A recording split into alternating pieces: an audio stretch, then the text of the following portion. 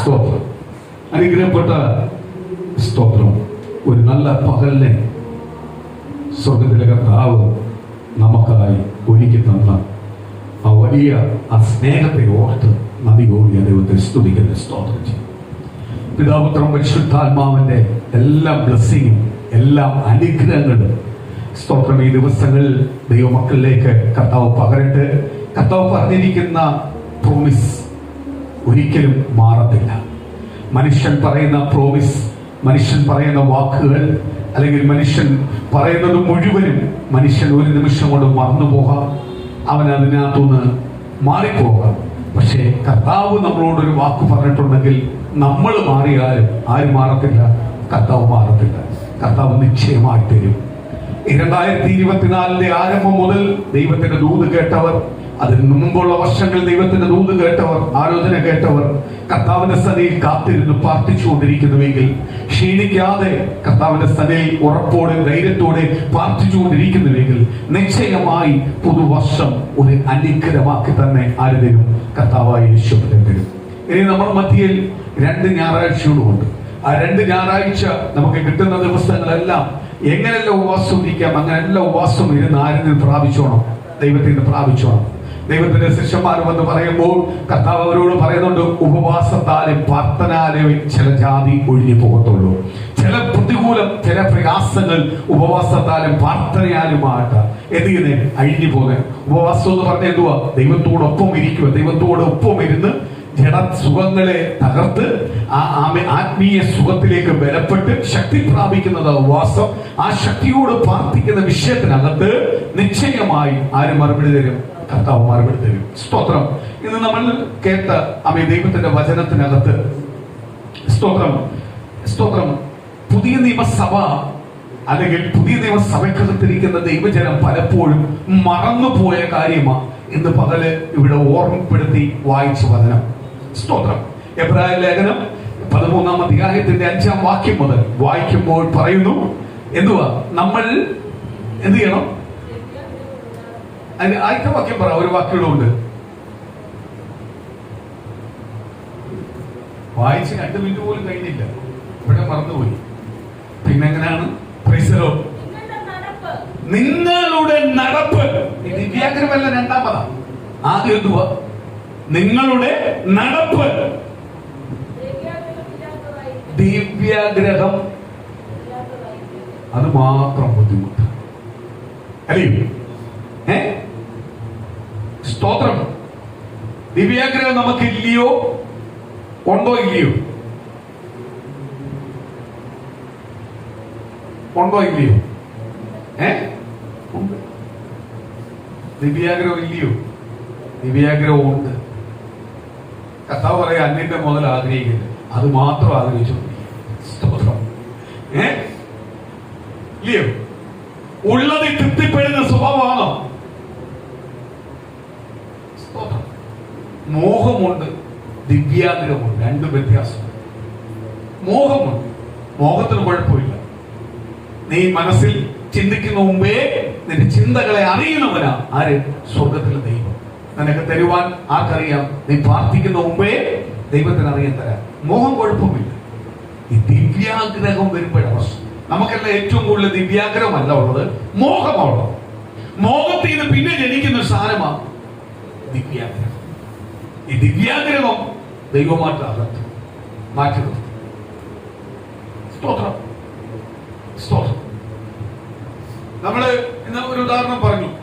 എന്താ പറഞ്ഞു? 1 രൂപയുടെ ആവശ്യമുള്ളപ്പോ 1 രൂപ കിട്ടാനല്ല, 1 രൂപ കിട്ടുമ്പോൾ നമ്മൾ ഓർക്കും, എന്തുകൊണ്ട് കുറച്ചുകൂടെ കിട്ടിയായിരുന്നു, ഇച്ചൂടെ സേവിച്ചു.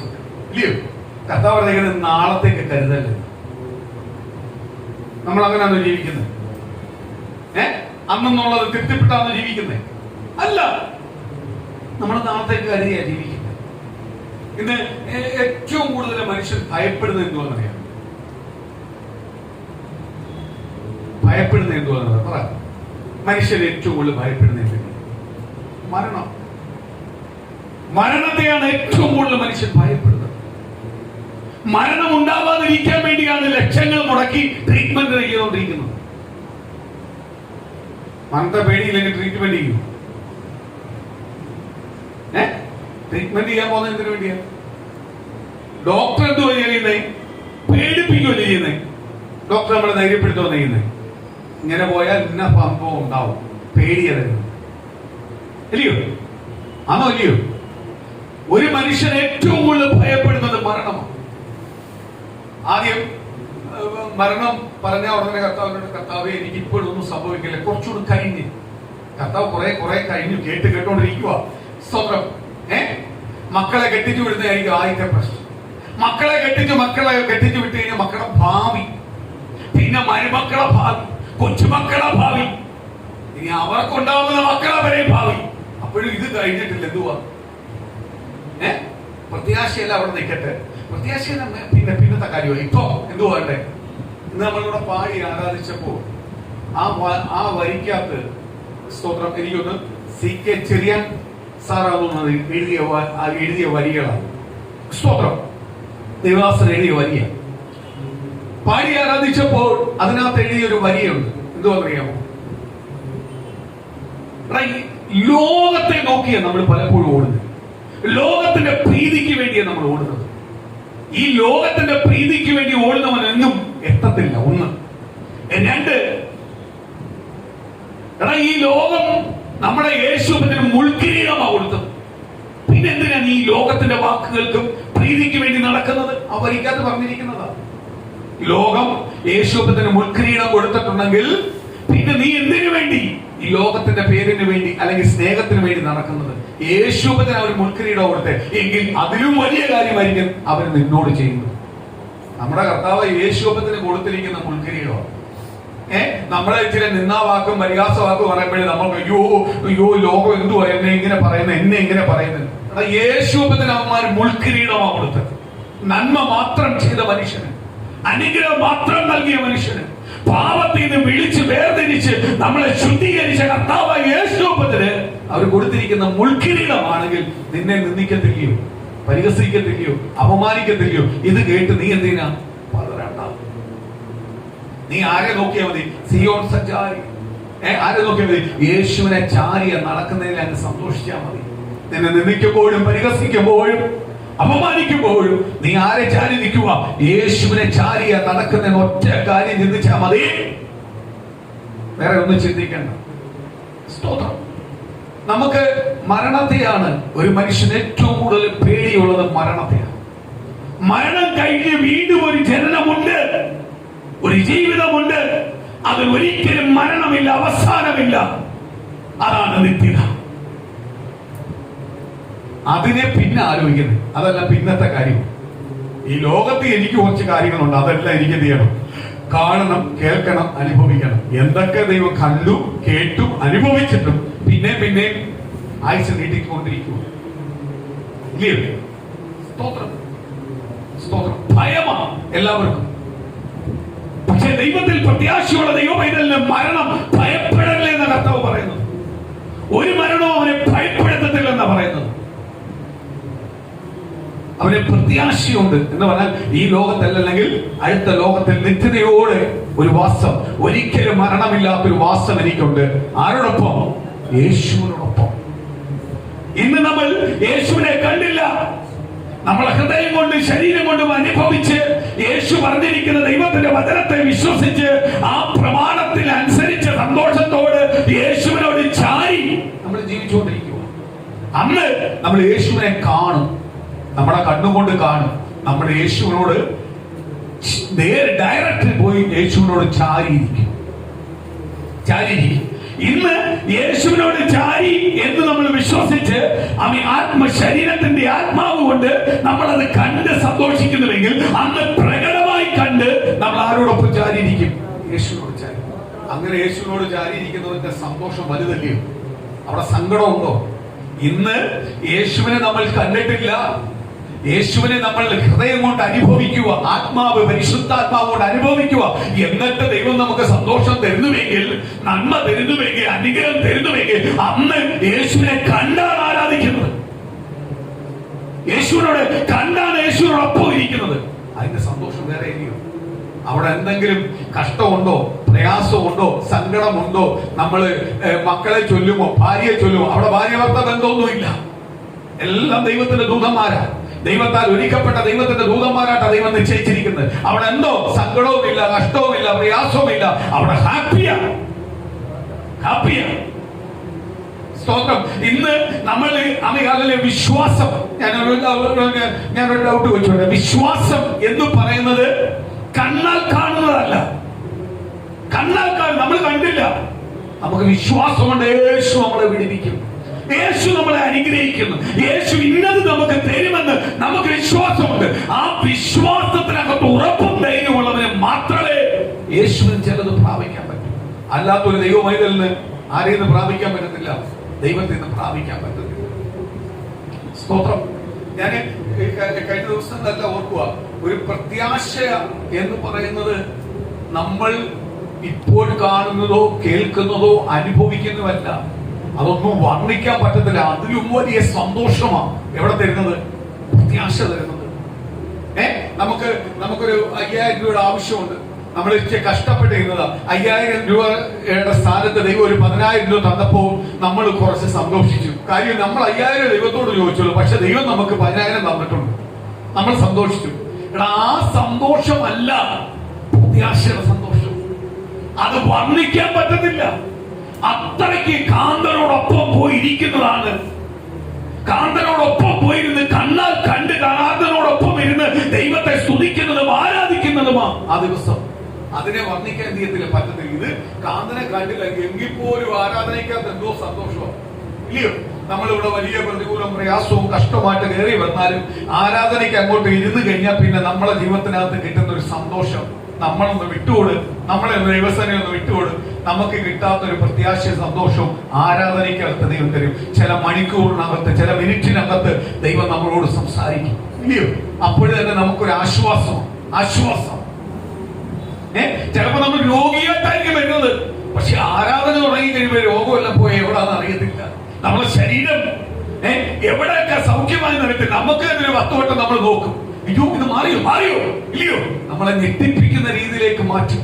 അതാണ് ദൈവം. കർത്താവ് അതുകൂടെ പറഞ്ഞേ, നീ ദേവാലയത്തിലേക്ക് വരുമ്പോ അല്ലെങ്കിൽ കർത്താവിന്റെ സ്ഥലത്തേക്ക് നീ പ്രാർത്ഥനയായിട്ട് വരുമ്പോ നിന്റെ ഭാരം നീങ്ങി തന്നേ. നീ ഭാരം ചുമക്കണ്ട. ഞാൻ വലിയൊരു സാമ്പത്തിക വിഷയത്തിനകത്താ വന്നത്, അല്ലെങ്കിൽ ഞാനൊരു മാനസികമായ ഒരു പ്രശ്നത്തിനകത്ത് വന്നത്, എന്തോ പരിഹാരം എനിക്ക് അറിയത്തില്ല, പക്ഷെ ഞാൻ ദൈവസന്നിധി അങ്ങോട്ട് വന്നിരുന്നപ്പോഴേ കർത്താവ് പറയാ, ഭാരം എനിക്ക് തന്നെ. ഭാരം തന്നെ കഴിയുമ്പോ നീ ഫ്രീ ആകും. നീ പിന്നെ ഫ്രീ ആയി.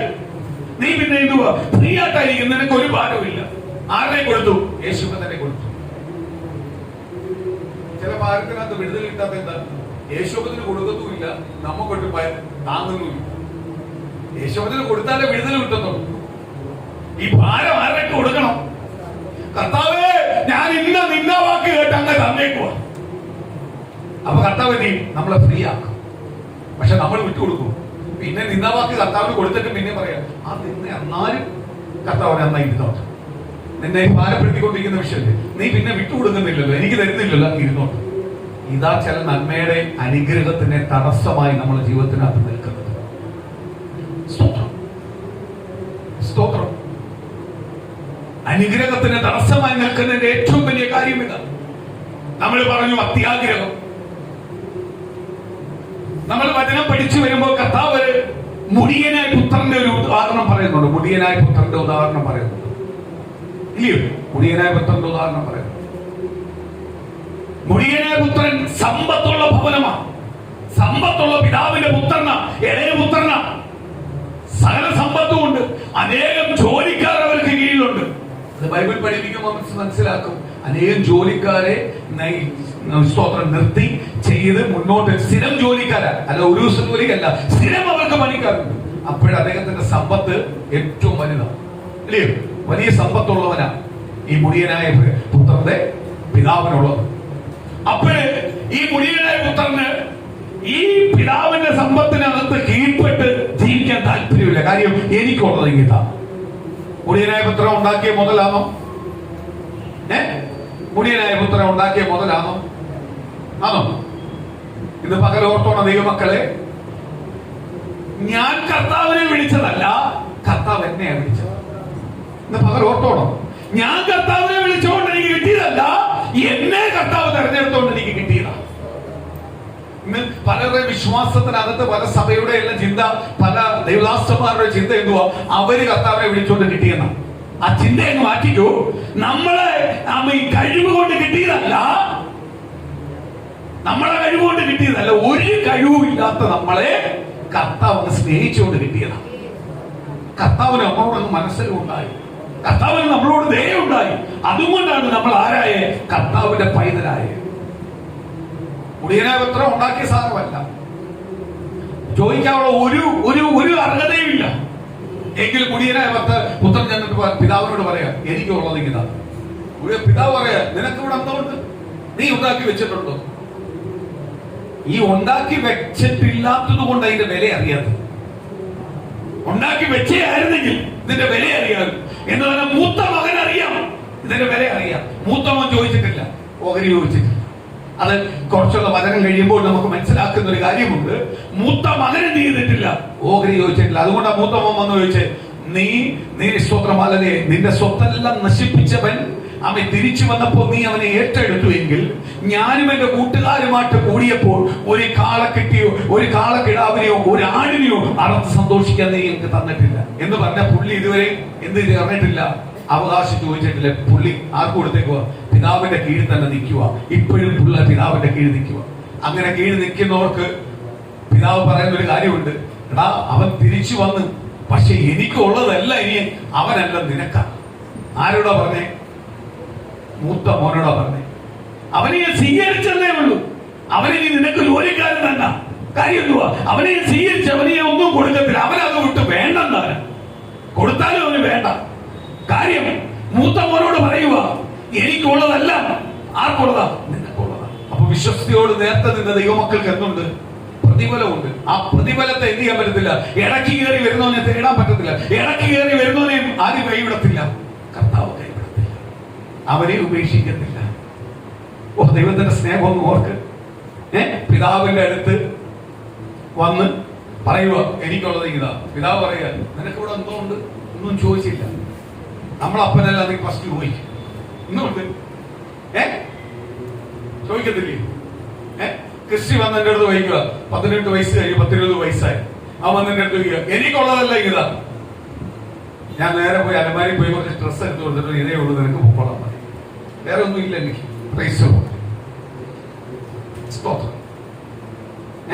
നിനക്കുള്ള നീ ഉണ്ടാക്കിക്കോണം. സ്വതന്ത്രം. ഞാൻ അന്നുള്ളത് കണ്ടോണ്ടാണ് ഞാൻ പോകുന്നത്. ഞാൻ നിനക്കുള്ളത് നീ എന്ത് ചെയ്യണോ? അപ്പൊ പിതാവ് അടുത്ത് പുത്രൻ വന്ന് ചോദിച്ചു, കൊടുത്തു. കാര്യം അവന് പിതാവിന്റെ കീഴ്പ്പെട്ട് ജീവിക്കാൻ അവൻ ആഗ്രഹിച്ചു. ഇന്ന് പലരും എല്ലാ സന്തോഷവും എല്ലാ നന്മകളും കൊടുത്താലും യേശുവിന്റെ സ്നേഹം അവർ മനസ്സിലാക്കുന്നില്ല.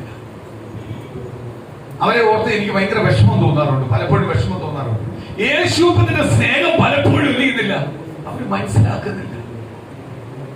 അതുകൊണ്ടാണ് അവരെന്ത് ചെയ്യുന്നത്? പാപം ചെയ്യുന്നത്, തെറ്റ് ചെയ്യുന്നത്.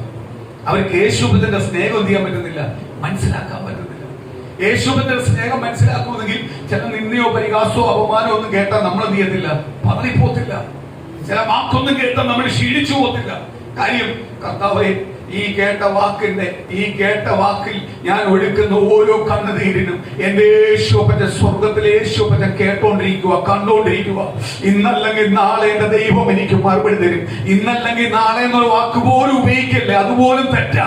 എന്റെ ദൈവം ഈ നിമിഷം മുതൽ എനിക്ക് കേട്ടോണ്ടിരിക്കുന്നുണ്ട്. ഈ നിമിഷം മുതൽ എന്റെ യേശു എനിക്ക് മറുപടി തന്നോണ്ടിരിക്കാൻ പോവാ. ആ മറുപടി വെളിപ്പെടുത്തുന്ന ഒരു ദിവസമുണ്ട്.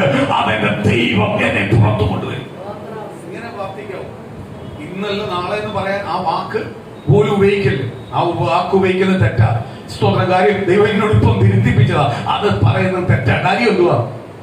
ഈ നിമിഷം മുതൽ എന്റെ ദൈവം കേട്ടോണ്ടിരിക്കുക.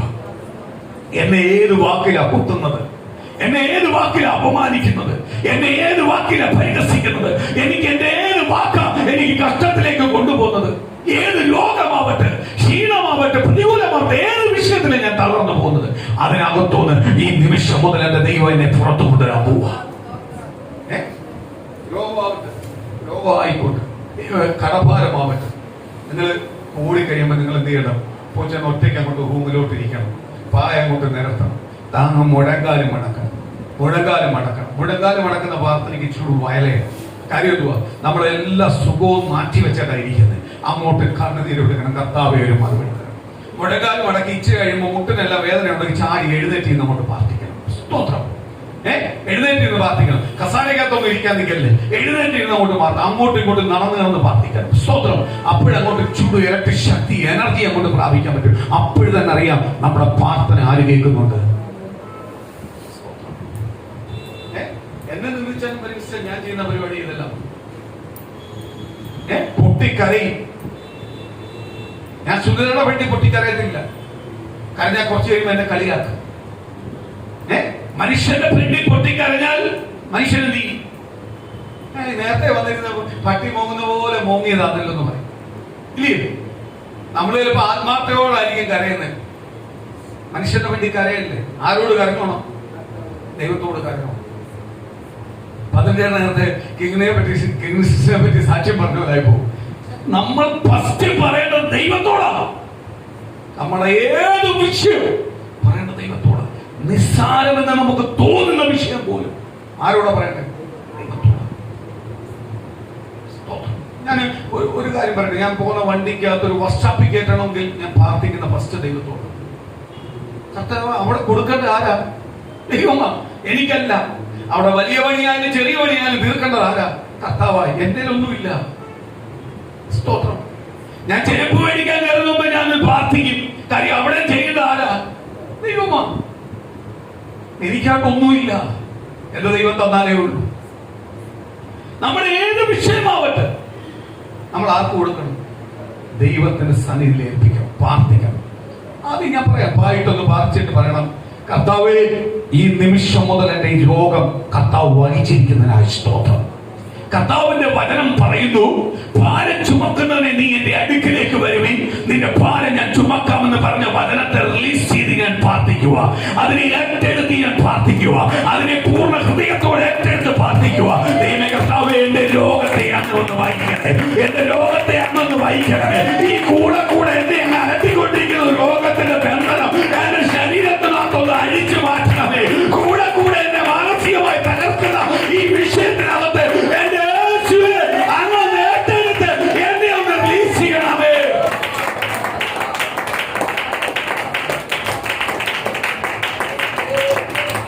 ഹല്ലേലൂയ. സ്തോത്രം. പ്രാർത്ഥിക്കുന്ന ദൈവമക്കളെ, പ്രാർത്ഥിക്കുന്ന ദൈവമക്കളെ, ദൈവം വിടുതൽ തരും. നീ മരുന്ന് കഴിക്കുന്നെങ്കിൽ പോലും ആ മരുന്ന് പ്രതികരിക്കണമെങ്കിൽ ആര് പ്രവർത്തിക്കണം? കർത്താവ് പ്രവർത്തിക്കണം. കർത്താവ് പ്രവർത്തിക്കണം. സ്തോത്രം. അതെല്ലാം മനുഷ്യനുണ്ടാക്കിയതാ. ഈ മനുഷ്യനുണ്ടാക്കിയത് നമ്മുടെ മേൽ പ്രവർത്തിക്കണമെങ്കിൽ ആരെന്തിക്കണം? ദൈവം പ്രവർത്തിക്കണം. ദൈവം ഉണ്ടാക്കിയ ശരീരമായി ഈ ശരീരത്തിന്റെ ഓരോ നാഡി നർമ്മനെ സൃഷ്ടിച്ച കർത്താവെങ്കിൽ ഈ ശരീരത്തിനകത്ത് തോന്നുന്ന ഓരോ വിഷയം മാറ്റേണ്ടത് ആരാ? കർത്താവാ. യേശുപറ്റനാ. മറന്നുപോകല്ലേ. ഇളയപുത്രൻ വന്നിട്ട് പറഞ്ഞു, പിതാവേ സ്തോത്രം, എനിക്കുള്ളത് കിട്ടാ. അപ്പൊ അതിന്റെ ഒരു അവകാശത്തോട് എന്ന് പറയുമോ? കർത്താവ് പറഞ്ഞു, ദാസത്തിന്റെ ആത്മാവിനെ അല്ല തരുന്നത്, അപ്പ പിതാവേ എന്ന് വിളിക്കുന്ന പുത്രത്തിന്റെ ആത്മാവിനെ നമുക്ക് പകർന്നു നൽകുന്നത്. എന്ന് പറഞ്ഞാൽ നമ്മൾ ദൈവത്തിന്റെ ദാസന്മാരല്ല, ഞാൻ ദൈവത്തിന്റെ പുത്രനാണ്. ദൈവം എന്നെ വിളിക്കുന്നത് മകനെ എന്നാ വിളിക്കുന്നത്. അല്ലാതെ ദൈവം എന്നെ ദാസി എന്നല്ല വിളിക്കുന്നത്. എന്നെ ദൈവം വിളിച്ചിരിക്കുന്നത് മകനെ എന്നാ വിളിച്ചിരിക്കുന്നത്. എന്ന് പറഞ്ഞാൽ അപ്പനും മകനുമായിട്ടുള്ളത്, അപ്പനും മകളുമായിട്ടുള്ള ഒരു ആഴമായ ബന്ധത്തിലാണ് ആര് കാണുന്നത്? ക്രിസ്തു യേശു എന്നെ നിങ്ങളെ കാണുന്നത്. അപ്പൊ അപ്പനോട് അവകാശമായിട്ട് പുത്രന്മാർക്ക് ചോദിക്കാം, പുത്രിമാർക്ക് ചോദിക്കാം, ഇല്ലയോ? പുത്രനും പുത്രിക്കും ചോദിക്കാം. നമ്മുടെ അപ്പൻ്റെയോടൊപ്പം നടന്നു പോവാ. അപ്പന്റെ പോക്കറ്റിൽ പൈസയുണ്ട്. നമ്മൾ അങ്ങോട്ട് പോകുമ്പോൾ നമുക്കൊരു സാധനം വേണം. നമ്മൾ അവകാശമായിട്ട് ചോദിക്കും, ഇങ്ങനെ തരാൻ പറയും. അപ്പ ഇതാ ചോദിക്കും. അന്യൊരാളെന്ന് നമ്മൾ ചോദിക്കൂ? സ്തോത്രം. ചോദിക്കത്തില്ല. ചോദിക്കാൻ നമുക്ക് വോയിസ് ഇല്ല. ഉണ്ടോ? സ്തോത്രം. ഈ സ്തോത്രം. ഈ ലുലുമാളിലെല്ലാം പോകുമ്പോഴ്, ഈ ലുലുമാൾ ഇങ്ങനത്തെ സ്ഥലത്ത് ചെല്ലുമ്പോൾ ഹൈപ്പർ മാർക്കറ്റിനകത്ത് കയറുമ്പോഴ് ഞാൻ കണ്ടിട്ടുണ്ട് വലിയ ക്യാഷ് ടീം ഈ ട്രോള് ചൊറിഞ്ഞിട്ട് ഭാര്യയും ഭർത്താവും കാണും. ഇത് നീക്കുന്നത് വീട്ടിലെ ജോലിക്കാരിയായിരിക്കും, ഈ പാവപ്പെട്ട സഹോദരിയായിരിക്കും, ഈ വീട്ടിലെ ജോലിക്കാരിയായിരിക്കും ഇത് ഇങ്ങനെ ഉരുട്ടിക്കൊണ്ടു പോകുന്നത്. ഇവർക്ക് അവകാശമില്ല ഒരെണ്ണം എടുത്തിടാൻ. ഈ സാധനം കൊള്ളാലോ എന്ന് പറയിടാൻ ഇവർക്ക് അവകാശമില്ല. ഇതെല്ലാം നോക്കിയിട്ട് വെള്ളം വിഴുങ്ങി പോകാനല്ലാതെ അവർക്കൊരു അവകാശം. ഇടണ്ടതല്ല ആരാ ലവൻ. അവര് ചൂണ്ടിക്കാണിക്കും, അതിട് ഇതിട്. ഇങ്ങനെ പോകുന്ന ഒരുപാട് സ്വതന്ത്രം പോകുന്ന ആൾക്കാരുണ്ട്. എനിക്ക് വിഷമം തോന്നിയിട്ടുണ്ട്. അവർക്ക് എന്നാ പിന്നെ അവരെ വീട്ടിൽ ഇരുത്തിയാൽ പോലെ. പാവങ്ങളെ എന്തിനാ ഇതിനകത്ത് കൊണ്ടുവന്ന് ഷോ കാണിക്കുന്നു? ഇത് ഉരുട്ടാനാ കൊണ്ടുവന്നേക്കുന്നത്. എന്നാൽ ഞാൻ ശമ്പളം കൊടുക്കുന്നില്ല, വീട്ടിൽ ഇരിക്കണ്ട, ഉരുട്ട്. ഇതെല്ലാം വേണേ കണ്ടോ? ഇതെല്ലാം കണ്ടിട്ടൊന്നും കാര്യം? ഇഷ്ടപ്പെട്ടത് എടുക്കാൻ പറ്റില്ലെങ്കിൽ കണ്ടിട്ട് കാര്യമുണ്ടോ? കണ്ടിട്ട് കാര്യമുണ്ടോ? സുപ്രീം ബേക്കറി ചെന്നിട്ട് എല്ലാ സാധനങ്ങളും കണ്ടിട്ട് കാര്യമുണ്ടോ? ചിലതെല്ലാം എങ്കിലും എടുക്കാൻ പറ്റണ്ടേ, കയ്യിൽ ഒതുങ്ങുന്ന വേണ്ടി എടുക്കാൻ പറ്റണ്ടേ? ഇത് ഇവർക്ക് ഒന്നും മേടിക്കാൻ പറ്റത്തില്ല. അഥവാ ഇവരുടെ ഇഷ്ടമനുസരിച്ച് ഇവരെ വീട്ടിൽ കൊണ്ടുപോകാനെങ്കിൽ ഇവരുടെ പൈസ വെച്ച് മേടിക്കാൻ തന്നെ നടക്കത്തില്ല. കാര്യം ഇവരുടെ കൂടെ വന്നിരിക്കുക എന്തുവാ, ഇവരുടെ അടിമയാണ്.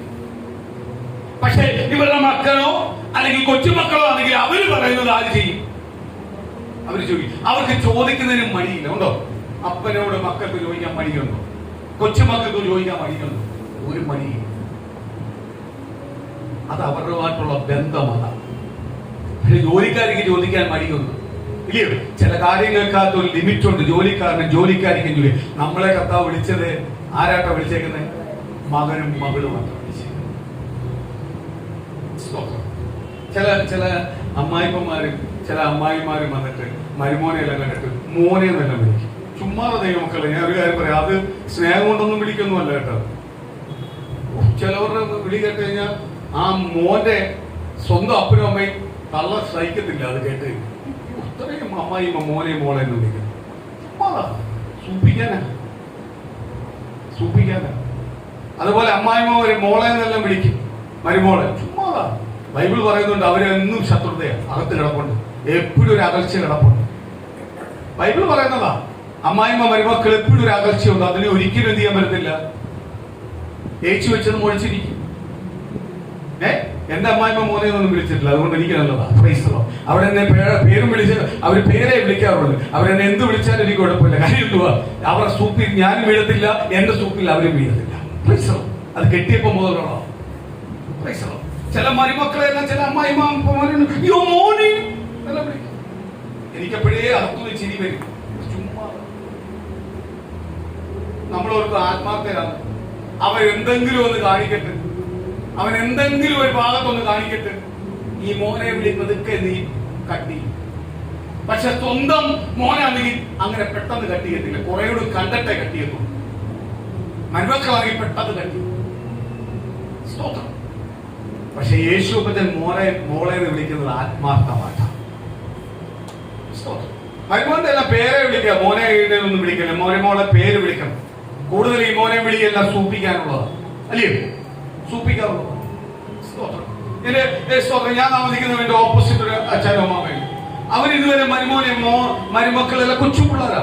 അവരെ മോനെ മോള് അവരുടെ പേരെ വിളിക്കുന്നത്. അവന് ഇഷ്ടമുള്ളതേ ഇങ്ങനെയെല്ലാമേ പറയത്തുള്ളൂ. എനിക്ക് അതുകൊണ്ട് അമ്മാമയെ ഭയങ്കര ഇഷ്ടമാണ്. കാര്യം എന്തുവാ, അവര് പറയുന്ന ഓരോ വാക്കിനകത്ത് ഞാൻ ശ്രദ്ധിക്കും. അവര് വിളിക്കുന്ന വിളി അവരെ അതിനപ്പുറത്തോട്ട് അവര് കൊണ്ടുപോകത്തില്ല. അവരുടെ മോനെ അവരങ്ങനെ വിളിക്കും. അല്ലാതെ എന്റെ മോൻ എന്ന് പറയുന്നത് അവര് വിളിക്കാറില്ല. മോളെന്ന് പറഞ്ഞ് വിളിക്കാറില്ല. എല്ലാം തെറ്റ്. മോളെയും മോന്റെയും മരുമക്കളെ തെറ്റ് കണ്ട തെറ്റെന്ന് തന്നെ അവര് പറയും. അതാ വേണ്ടത്. യഥാർത്ഥ അമ്മയും അപ്പനും അതാ, അല്ലയോ? തെറ്റെന്ന് പറയണം. സ്തോത്രം. ഒരു ഡൗട്ട് ഞാൻ പറയട്ടെ. സ്തോത്രം. അപ്പനും അമ്മയും രോഗിയായിട്ട് കിടക്കും. ഒരു മോൻ കാണും അല്ലെങ്കിൽ ഒരു മോള് കാണും. ഇവരെ കൊണ്ടുപോകാനും വരാനും പോവാനും ഇവരുടെ കാര്യങ്ങൾ ചെയ്യാനെല്ലാം കാണും. ഇവരെ അധികം പൈസ കാണും. ഇവരായിരിക്കും മെനക്കെട്ട് കൊണ്ടു. അതിന്റെ ഇടയ്ക്കായിരിക്കും വേറൊരു മോനോ മോളോ വന്നിട്ട് കുറച്ച് പൈസ കൊടുക്കും. ഈ അപ്പനും അമ്മയും ആർക്കാ പ്രാധാന്യം കൊടുക്കുന്നതെന്ന് അറിയാമോ? ആർക്കാ കൊടുക്കുന്നത്? ലവം മണ്ടനും ഇതും ഇടുക്കിയ. ഒരിക്കലും ദൈവമക്കളെ അങ്ങനെ കാണരുത്. നമ്മളെ കുഞ്ഞുങ്ങളെ വേർതിരിച്ച് കാണല്ലേ. പൈസ ഉണ്ടോ ഇല്ലയോ വേർതിരിക്കല്ലേ. നമ്മളെ കുഞ്ഞുങ്ങൾ ദൈവം തന്ന ദാനമാണ്. അനുഗ്രഹപ്പെട്ട സന്തതിയാണ്, അനുഗ്രഹപ്പെട്ടവർ. മറ്റവർക്ക് സമയമില്ലെങ്കിൽ അവർ വേറെ രീതി സഹായിക്കും, ഇവർക്ക് സമയമുണ്ടെങ്കിൽ ഇവർ വേറെ രീതി സഹായിക്കും. രണ്ടുപേരെയും ആരുപയോഗിക്കും.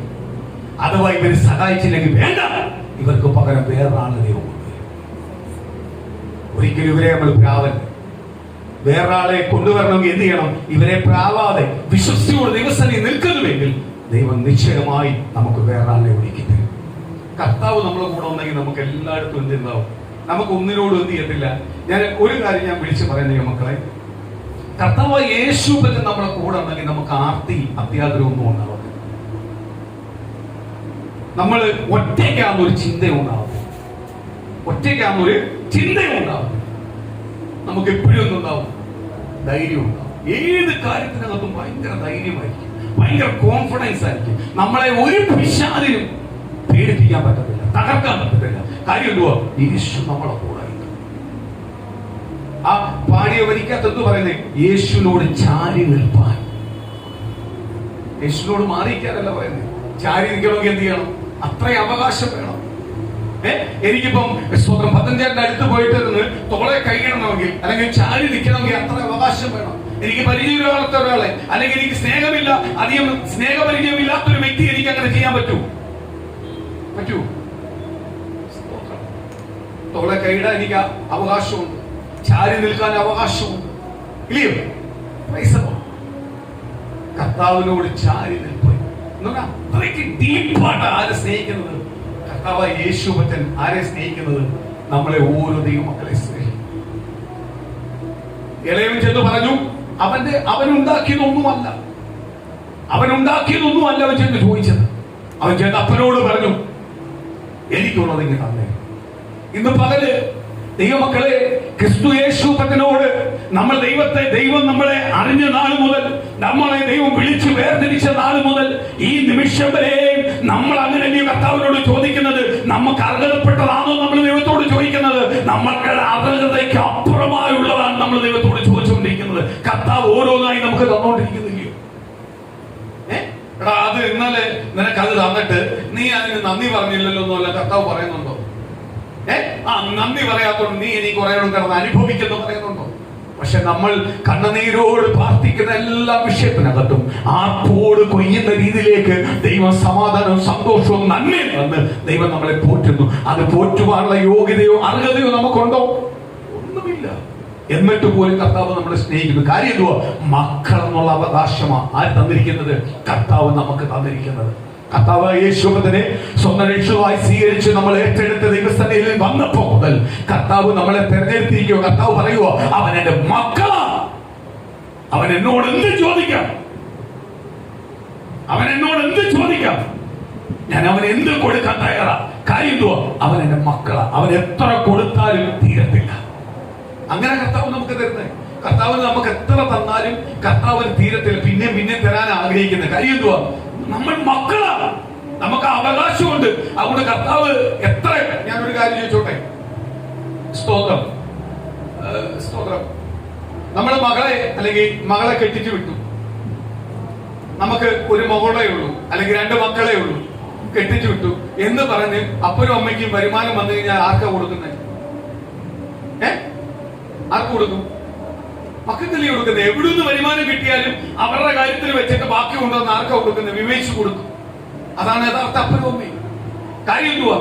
അതെന്റെ മക്കളാ, അതിന്റെ അവകാശി അവരാ, അല്ലാതെ അപ്പുറത്തെ വീട്ടിലെ ആളല്ല.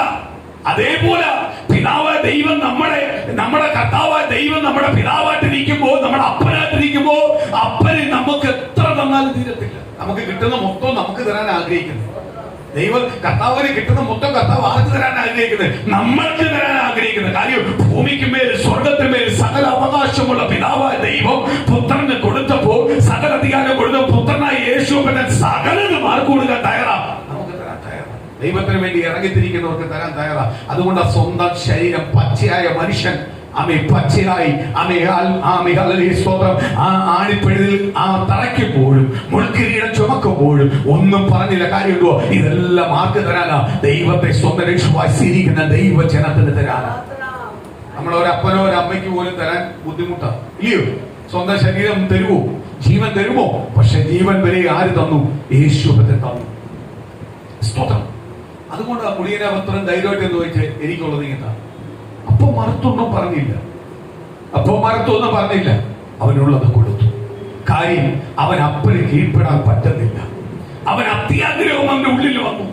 അവൻ മനസ്സിലായി ഈ സ്വത്തെല്ലാം കൊണ്ട് സൂയിക്കാം, എന്തിനു വേണ്ടി ഇങ്ങനെ വെച്ചുകൊണ്ടിരിക്കുന്നത്, അടിച്ചു പൊളിച്ച് സൂയിക്കാം. അപ്പൻ പലതും സൂയിക്കാതെ മകന് വേണ്ടി ശേഖരിച്ചു വെച്ചതാ, മകനിതാ കൊടുത്തിരിക്കുക. അങ്ങ് കൊണ്ടുപോയി ദൂർത്തടിച്ചു. ഇന്ന് പ്രിയരെ മക്കളെ, ദൈവം ഒരുവനെ അനുഗ്രഹിച്ചു കഴിഞ്ഞാൽ, ദൈവം ഒരുവനെ ബലപ്പെടുത്തി അനുഗ്രഹിച്ചു കഴിഞ്ഞാൽ, അത് കഴിഞ്ഞിട്ട് ദൈവത്തെ വിട്ടൊരു ജീവിക്കാൻ വേണ്ടി പോയി കഴിഞ്ഞാൽ നീ എന്നായാലും കണക്ക് പറയേണ്ടി വരും. ആരെ വിട്ടുപോയാൽ? കാര്യം സ്വത്തുകൂടി കർത്താവ് പറയുക. കർത്താവിന്റെ വചനത്തിനകത്ത് പറയുന്നത് ഇങ്ങനെ: കുപ്പയിൽ നിന്ന് ഒരുവനെ എടുത്ത് പ്രഭുക്കന്മാരുടെ മധ്യേ അവരോടൊപ്പം അവർക്ക് കിട്ടുന്ന സ്ഥാനമാനത്തോടെ നിന്നെ കുത്തിയിരുത്തും. അപ്പൊ എവിടെ നിന്ന് വന്നതാ? കുപ്പയിൽ വന്നതാ. പ്രഭുക്കന്മാരുടെ മധ്യയിൽ അങ്ങോട്ട് കയറ്റി ഇരുത്തി കഴിയുമ്പോൾ ഞാൻ അങ്ങ് പ്രഭുക്കന്മാരായി. ഇനി ഞാൻ വന്ന വഴിയെല്ലാം മറന്നു, ഇനി ഞാൻ പ്രഭുക്കന്മാരുമായിട്ടുള്ള ബന്ധം മതി എനിക്ക് എന്നാഗ്രഹിച്ചാൽ പോയി. കൊണ്ടുവന്ന ദൈവമായിട്ട് എന്ത് ചെയ്യണം? ഒരു ബന്ധം ഉണ്ടാവണം. കർത്താവേ, എന്നെയും കൂടെ കൊണ്ടുവന്നത്.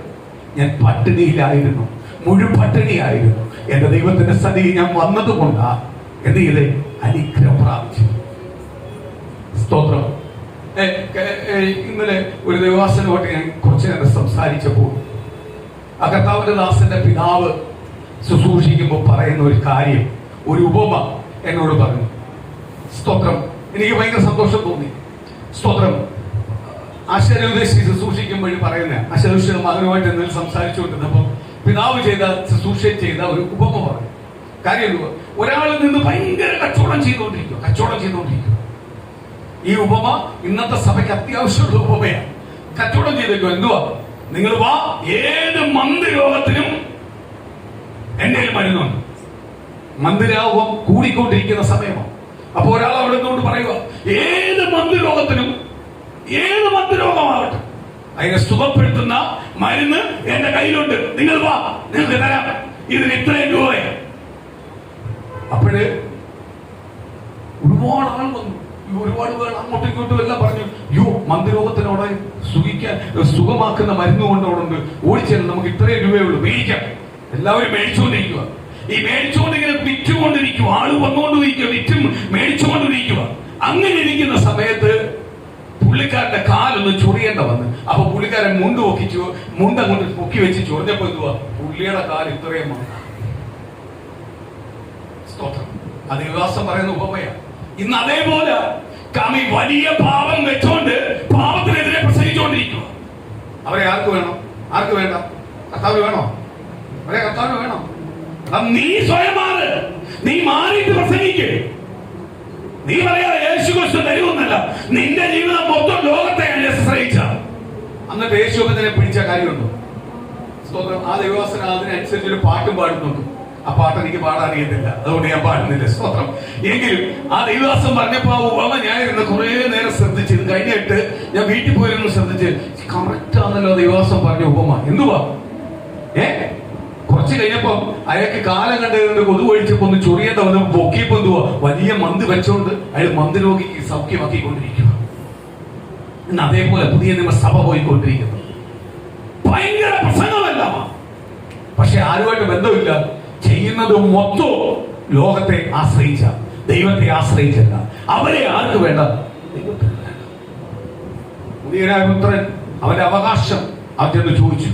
ഇന്ന് പ്രിയ ദൈവമക്കളെ, നമുക്കൊരു അവകാശമില്ലെങ്കിൽ പോലും അവകാശമാക്കിയ ഒരു ക്രിസ്തു നമുക്കുണ്ട്. ആ ക്രിസ്തു നായകനുള്ളത് കൊണ്ട് നമ്മുടെ ഏത് വിഷയത്തിനകത്തും നമുക്ക് ആരോട് ചെന്ന് ചോദിക്കാം? കർത്താവിനോട് ചെന്ന് ചോദിക്കാം. കാര്യം എന്തുവാ? കർത്താവിന്റെ അപ്പനാ.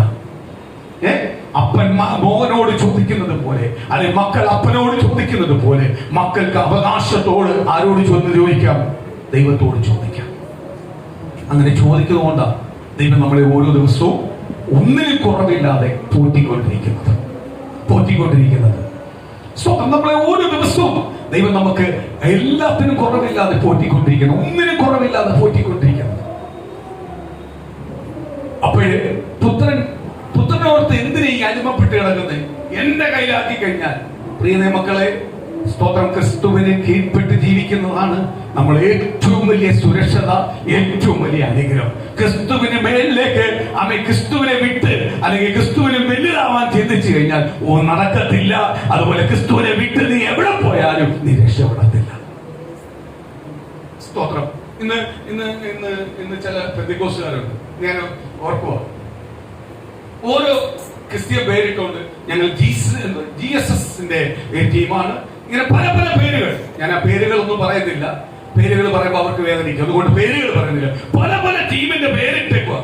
സ്വന്തം സഭയ്ക്കകത്ത് നീ വിശ്വസ്തനായിട്ടിരിക്കുക. ആദ്യം നിന്നെ ഏൽപ്പിച്ച സഭയ്ക്കകത്ത് വിശ്വസ്തനായിട്ടിരിക്കുക. നീ സ്വന്തം സഭയ്ക്കകത്ത് വിശ്വസ്തനായിട്ട് ക്രിസ്തു പറഞ്ഞിരിക്കുന്ന പ്രമാണത്തിന് വിശ്വസ്തനായി പ്രമാണത്തിനകത്ത് ഉറച്ചു നിൽക്ക്. ദൈവം നിന്നെ നിന്റെ കുടുംബത്തെ അനുഗ്രഹിക്കും. ഇത് കാണുന്ന ടീമുകളിലെല്ലാം ടീം ലീഡർമാർ ടീമിനങ്ങ് പോയേക്കോ. കാര്യം എന്തുവാ? ഇവന്മാർക്ക് പ്രസംഗിക്കണം. ഇവന്മാർക്ക് പ്രസംഗിക്കാൻ പൗലോസ് പറഞ്ഞിരിക്കുന്നത് ദൈവത്തിന്റെ വചനത്തിനകത്ത് പ്രസംഗിക്കാൻ പ്രാബല്യമില്ലാത്തവൻ പ്രസംഗിക്കാൻ നിൽക്കല്ലേ. ദൈവം വിളിച്ച് വേർതിരിക്കാത്തവൻ നിൽക്കല്ലേ. ഉപദേശിക്കാൻ നിൽക്കല്ലേ. കാര്യം എന്തുവാ? ഇത് പ്രമാണം ആരുടെയാ? ദൈവം തെരഞ്ഞെടുത്തിരിക്കുന്ന ദൈവജനത്തിനെ പഠിപ്പിക്കേണ്ട പ്രമാണമാ. ഇത് കർത്താവ് ഒരുക്കിയ വചനമാ. അതിനനുസരിച്ച് എന്ത് ചെയ്യാവും? ഇത് ചെയ്യാവും. ഇതെന്ന് പറഞ്ഞാൽ കാണുന്നവർക്കല്ല. എനിക്കൊന്നൊരു 7-8 ടീമുകളിനകത്ത് ഉണ്ട് മെമ്പർഷിപ്പാ.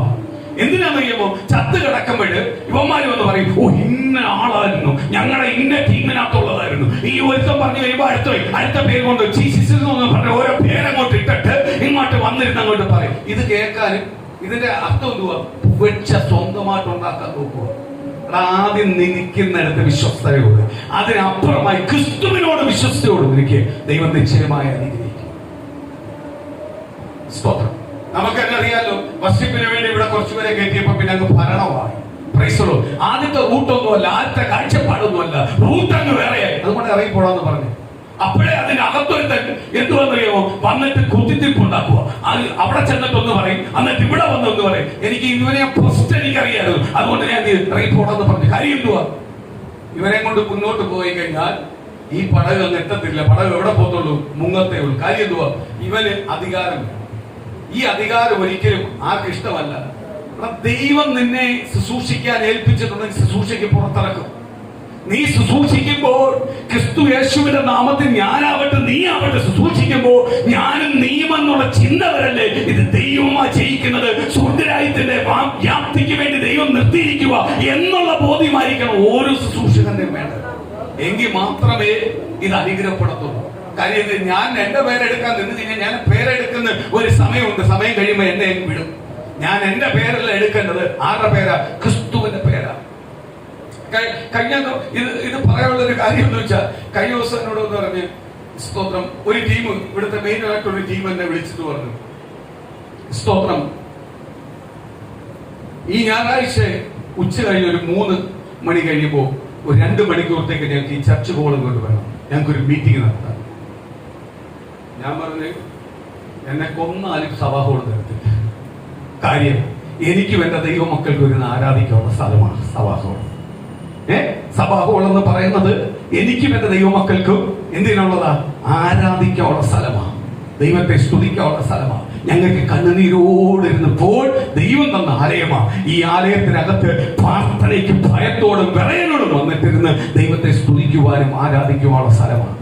അല്ലാതെ നിങ്ങൾ കുറെ എണ്ണം കൊണ്ട് കയറി വന്നിരുന്നിട്ട് ലീഡർഷിപ്പിന്റെ ഷോയും പഴുതി കാണിക്കാനുള്ള സ്ഥലമല്ലത്.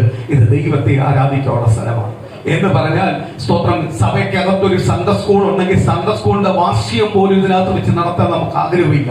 BBS എന്ന് പറയുന്ന പ്രോഗ്രാം നടത്താൻ നമുക്ക് ആഗ്രഹമില്ല. കാര്യം കുഞ്ഞുങ്ങളുടെ മറ്റുള്ളവരുടെ കോമാളിത്തരം കാണാനുള്ള സ്ഥലമല്ലത്. ഇത് ദൈവത്തെ ഭയപ്പെടേണ്ട സ്ഥലമാണ്. എന്ന് പറഞ്ഞ ദൈവമക്കൾ ഒന്നിച്ചുകൂടി 1-2 പേർ എവിടെ കൂടുന്നു അവരുടെ മധ്യേ ഞാൻ ഇറങ്ങി വരുമെന്ന് പറഞ്ഞ ക്രിസ്തുവിന്റെ മഹത്വം ഇവിടെ ഇറങ്ങണമെങ്കിൽ ദൈവത്തെ ഭയപ്പെട്ടുകൊണ്ട് അവൻ കൂടി വരുന്ന ദൈവമക്കൾക്ക് ഒന്നിച്ചിരുന്ന് ദൈവത്തെ ഭയപ്പെട്ടുകൊണ്ട് ആരാധിച്ചുകൊണ്ടിരിക്കുമ്പോ ദൈവം ഇറങ്ങി വന്ന് മറുപടി തരുന്ന സ്ഥലമാണ്. ഇത് കാണുന്നവർക്കും പോകുന്നവർക്കും കയറി ഇറങ്ങി കൊടുക്കാനുള്ള സ്ഥലമല്ല. എന്നോട് ഞങ്ങളും ഒരു പ്രാർത്ഥന, ഞാൻ പറഞ്ഞു നിങ്ങളുടെ പ്രാർത്ഥനയുടെ ആഴം എന്തുവാന്ന് എനിക്കറിയാം, നിങ്ങളുടെ പ്രാർത്ഥനയുടെ പ്ലാൻ എന്തുവാന്ന് അറിയാം. ഈ പ്ലാനിന് ഇവിടെ കിട്ടത്തില്ല. ഇവിടെ കിടന്ന് കർത്താവ് ഷോ കാണിക്കാനുള്ള സ്ഥലമല്ല. ഇത് ദൈവത്തെ ആരാധിക്കാൻ തന്നിരിക്കുന്ന ആലയമാണ്. ഇത് ഞങ്ങൾക്ക് വിലയുള്ളത്. ഞാൻ പറഞ്ഞു വീട് വേണം തരാം, ഞാൻ വേണമെങ്കിൽ ഒരു സ്ഥലത്തേക്ക് മാറിത്തരാം, നിങ്ങൾ വീടെടുത്തു. നിങ്ങൾ വേറെ എന്തോ എന്നോട് ചോദിച്ചു, പക്ഷെ സഭാഹൂള് ഞാൻ ചോദിക്കുന്നത്. സെമിത്തേരി വേണോ? തരാം. ഇന്നലെ ഞാൻ ഒരിടത്ത് കേട്ട് എനിക്ക് ഭയങ്കര വിഷമം തോന്നിപ്പോയി. ഒരുത്തൻ ബിസിനസ് തുടങ്ങിയേക്കുക. എന്തുവാന്നറിയാം? എന്തോ തുടങ്ങിയേക്കുന്നേ? ശവത്തെ അടക്കാൻ 15,000 രൂപ വാങ്ങി സെമിത്തേരി കല്ലറ തുറന്നു തരും. ചെന്ന് പറയണം, ഞങ്ങൾക്ക് ഒരു IPC ഒരു അലവരാതിയാണ്, പ്രൈസറോ ഇറങ്ങിയേക്കുക. നീ ശവത്തെ വിറ്റ് കാശ് ഉണ്ടാക്കുന്നേ. ദൈവം വിടുവോ? നമ്മളടുത്ത് ഒരാൾ വന്ന് ഒരു സഭയിൽ ഒരു വിശ്വാസി മരിച്ചിട്ട് കല്ലറയിൽ അടക്കം ചെയ്യാനില്ലെന്ന് നമ്മൾ ഓപ്പൺ ചെയ്ത് കൊടുക്കും. നമ്മൾ ഓപ്പൺ ചെയ്ത് കൊടുത്തിട്ടുണ്ട്. നമുക്ക് കൂടുതൽ കല്ലറയൊന്നും ഇല്ല, നമുക്കൊന്നേ ഉള്ളൂ. നമ്മൾ ഇപ്പോഴും ഓപ്പൺ ചെയ്യാൻ തയ്യാറാണ്. കാര്യം എന്തുവാ? ഇതൊന്നും കൊണ്ടുപോകുന്ന സാധനമൊന്നുമല്ല. പക്ഷെ ആലയം തീർത്തില്ല. ആലയം ദൈവമക്കൾക്ക് ഞമ്മക്ക് വരുന്ന കണ്ണുനീരൊഴിക്കുന്ന ദൈവത്തിനെ ആരാധിക്കാൻ തന്നിരിക്കുന്ന ആലയമാണ്. വില കൊടുത്ത് വാങ്ങിയ ആരാധന. ഈ വരുന്നവന്മാർക്കെല്ലാം ആലയങ്ങളുണ്ട്, സഭകളുണ്ട്. അവിടെ ഒന്നും വെച്ചുമാർക്ക് നടത്താൻ പറ്റത്തില്ല. കാര്യം എന്തുവാ? ഉമ്മമാർക്ക് ലീഡർഷിപ്പ് ഷോ കാണിക്കാൻ പറ്റത്തില്ല. ആ സഭക്കാരെന്ത് ചെയ്യും? ശരിക്ക് പിടിക്കും. അവിടെ പറ്റാത്തോണ്ടാ ഇറങ്ങിയേക്കുക. കുറെ പേര് വിട്ടുകൊണ്ട് ഇറങ്ങിയിട്ടുണ്ട്. അവര് ക്രിസ്ത്യൻ കുറെ പേര് വിടും. ഞാൻ കുറെ ഫുട്ബോളും പറഞ്ഞുകൊണ്ട് ഇറങ്ങിയേക്കുക. എന്തിനാ? ലീഡർഷിപ്പ് കഴിക്കാൻ. ഞാൻ പറഞ്ഞു, പ്ലീസ് എന്നോട് വന്ന് ചോദിക്കല്ലേ. സ്തോത്രം. മേല വന്ന് എന്നോട് ചോദിക്കില്ല ഇങ്ങനത്തുള്ള കാര്യം. ചോദിച്ചാൽ ഞാൻ തരത്തില്ല. കാര്യം എനിക്ക് സഭയെന്ന് പറഞ്ഞ പേടിയുള്ളതാണ്. ഈ സഭ കണ്ണുനീരോട് ദൈവം തന്നതാ, ഇല്ലയോ? ഞെരുക്കത്തോടെ ഒരു റൂമിനകത്തിരുന്ന് കാല് പോലും ഒരാളെ മേലിലോട്ട് വെക്കാൻ പറ്റാത്ത രീതിയിൽ ഇരുന്ന് കരഞ്ഞപ്പോൾ തന്ന വിശാലമായ സ്ഥലമാണ്. അത് എന്തുകൊണ്ടാ? സഭയ്ക്ക് നമ്മൾ വില കൊടുക്കേണ്ട രീതി വില കൊടുക്കേണ്ടതുകൊണ്ട് കർത്താവ് തന്നതാ. ഇനി ദൈവം കൊണ്ടുപോകുന്ന ആലയം അതേപോലെ തന്നെ അനുഗ്രഹപ്പെട്ട ആലയമായിരിക്കും ദൈവം നമ്മളെ ഏൽപ്പിക്കുന്നത്. നമുക്ക് ആദ്യം എന്തുണ്ടാവണം? തന്നതിൽ എന്തുണ്ടാവണം? എന്ന് കേട്ട വചനം എന്തു പറഞ്ഞേ? തന്നതിൽ തൃപ്തിപ്പെടണം. ഈ തൃപ്തിപ്പെടാത്തതാ വിഷയം. സ്തോത്രം. ബുടിയനായ പുത്രൻ എന്ത് ചെയ്തു? അവനുള്ളതെല്ലാം വിറ്റ്, അവന് കൊടുത്ത മുതല്, സ്തോത്രം, വീതം അപ്പനോട് പോലും ചോദിക്കാതെ അവനുള്ളതെല്ലാം വിറ്റ്. അവന്റെ ആയല്ലോ. അവൻ വിറ്റിട്ട് എന്ത് ചെയ്തു? ഇന്ന് കർത്താവിനെ അറിഞ്ഞു കർത്താവ് നമുക്ക് തന്നിരിക്കുന്ന അവകാശങ്ങളെ പലപ്പോഴും നമ്മൾ അവകാശത്തിന്റെ മഹത്വം അറിയാതെ വിറ്റ് കളയുന്ന അവസ്ഥയാണ്. എന്ന് പറഞ്ഞാൽ ദൈവം പറഞ്ഞ പല കൽപ്പനകളും നമ്മൾ മറന്നു പോവുക. പല നന്മകളും അനുഗ്രഹങ്ങളും നമ്മുടെ ജീവിതത്തിനകത്ത് വരുമ്പോൾ, പലപ്പോഴും പല സാഹചര്യങ്ങൾ വരുമ്പോൾ നമ്മൾ സാഹചര്യത്തിനനുസരിച്ച് കർത്താവ് നമ്മളെ പഠിപ്പിച്ചിരിക്കുന്ന പല വചനങ്ങളും നമ്മൾ മറന്നു പോകുന്നു. നമ്മൾ വചനം വിട്ട് ജീവിക്കാറുണ്ട്, ഇല്ലയോ? ഉണ്ടോ? ജീവിക്കാറില്ലയോ? ആ സാഹചര്യത്തിനനുസരിച്ച് നമ്മൾ മാറിക്കൊണ്ടിരിക്കുക. ഒന്നുമില്ലായ്മയെന്ന് നമ്മളെ വിളിച്ചതെല്ലാം നമ്മൾ മറന്നുപോയി. ദൈവം നമുക്ക് തരേണ്ടതെല്ലാം തന്നിട്ടും പലപ്പോഴും നമ്മൾ ആരെ മറന്നുപോവാ? കർത്താവിനെ മറന്നുപോവാ. വിറ്റു. സ്തോത്രം. വിറ്റത് ഒന്നാമത്തെ തെറ്റ്. രണ്ടാമത് അവൻ അത് മുഴുവനെ കൊണ്ട് എന്ത് ചെയ്തു? ദൂർത്തടിച്ചു. മൂന്നാമത് ദൂർത്തടിച്ചതിന്റെ ഫലമായി അവൻ വട്ടപൂജ്യമായി. സ്തോത്രം. അവൻ മടങ്ങി വന്നു. അപ്പോഴാണ് അവന് തിരിച്ചറിയുന്നത്, വട്ടപൂജ്യമായപ്പോഴാണ് തിരിച്ചറിയുന്നത്, ഒന്നുമില്ലാത്ത എനിക്ക് എന്റെ പിതാവിന്റെ സ്വത്തെല്ലാം എനിക്ക് നശിപ്പിക്കേണ്ടി വന്നു. എന്റെ പിതാവിന്റെ മഹത്വം എത്ര വലുതായിരുന്നു. ഞാൻ പിതാവിന് കീഴ്പ്പെട്ട് ജീവിച്ചപ്പോൾ എനിക്ക് ഒന്നിനും കുറവില്ലായിരുന്നു. എല്ലാ രീതിയിലും എനിക്ക് നന്മയുണ്ടായിരുന്നു, അനുഗ്രഹം ഉണ്ടായിരുന്നു. ഇന്ന് ഞാൻ മറ്റൊരുവന്റെ വേലക്കാരനായി, ജോലിക്കാരനായി, ഒരു അടിമയായി കിടക്കേണ്ട വന്നത് എന്റെ പിതാവ് തന്ന ആ പിതാവിന്റെ സ്നേഹത്തെ മറന്നുപോയത് കൊണ്ട്. ഇന്ന് പുതിയ നിയമസഭയോട് ഞാൻ പറയുക, ഇന്ന് സഭകൾ പലയിടത്തും പരിഹാസകോലമായി നിൽക്കുക. പല ദൈവദാസന്മാരും പരിഹാസകോലമായി നിൽക്കുക. അതിന്റെ കാര്യം എന്താണെന്ന് അറിയാമോ? കാര്യം വട്ടപൂജ്യത്തിന് ദൈവം തെരഞ്ഞെടുത്തത് എന്ത് ചെയ്യുക? ഈ ദൈവദാസന്മാർ മറന്നു പോവുക, സഭ മറന്നു പോവുക. അവരുടെ ചിന്ത ഇപ്പോൾ കിട്ടിയിരിക്കുന്ന ഈ പ്രൗഢി അവർ ജനിച്ചപ്പോഴേ കിട്ടിയെന്നുള്ള ധാരണയാ. ഈ പ്രൗഢിയെല്ലാം ആരാ തന്നെന്ന് പലപ്പോഴും അവർ മറന്നു പോകണ്ട. ഇന്ന് പലയിടത്തും അവര് എന്ത് ചെയ്തിരിക്കുന്നത്? ചോദ്യചിഹ്നമായി, അപമാനപാത്രമായിട്ട് നിൽക്കുന്നത്. അവരിനി എന്തൊക്കെ മറുപടി പറഞ്ഞാലും അതിനകത്ത് ഒരു പ്രയോജനവും ഇല്ല. കാര്യം എന്തുവാ? ചോദ്യചിഹ്നമായിട്ട് നിൽക്കുന്നതിന്റെ കാര്യം അവര് വന്ന വഴി മറന്നുപോയി. അവരെന്താണെന്ന് തിരിച്ചറിയണമായിരുന്നു. അവരേത് അവസ്ഥയെ കിടന്നവരെന്ന് തിരിച്ചറിയണമായിരുന്നു. ആ അവസ്ഥയിൽ ക്രിസ്തു അവരെ മാറ്റി അനുഗ്രഹിച്ചവർ തിരിച്ചറിയണമായിരുന്നു. എങ്കിൽ അറിയുമായിരുന്നെങ്കിൽ അവരൊരിക്കലും എന്ത് ചെയ്യത്തില്ല? പരിഹാസകോലമായി ആര് നിർത്തത്തില്ലായിരുന്നു? ദൈവം നിർത്തത്തില്ലായിരുന്നു.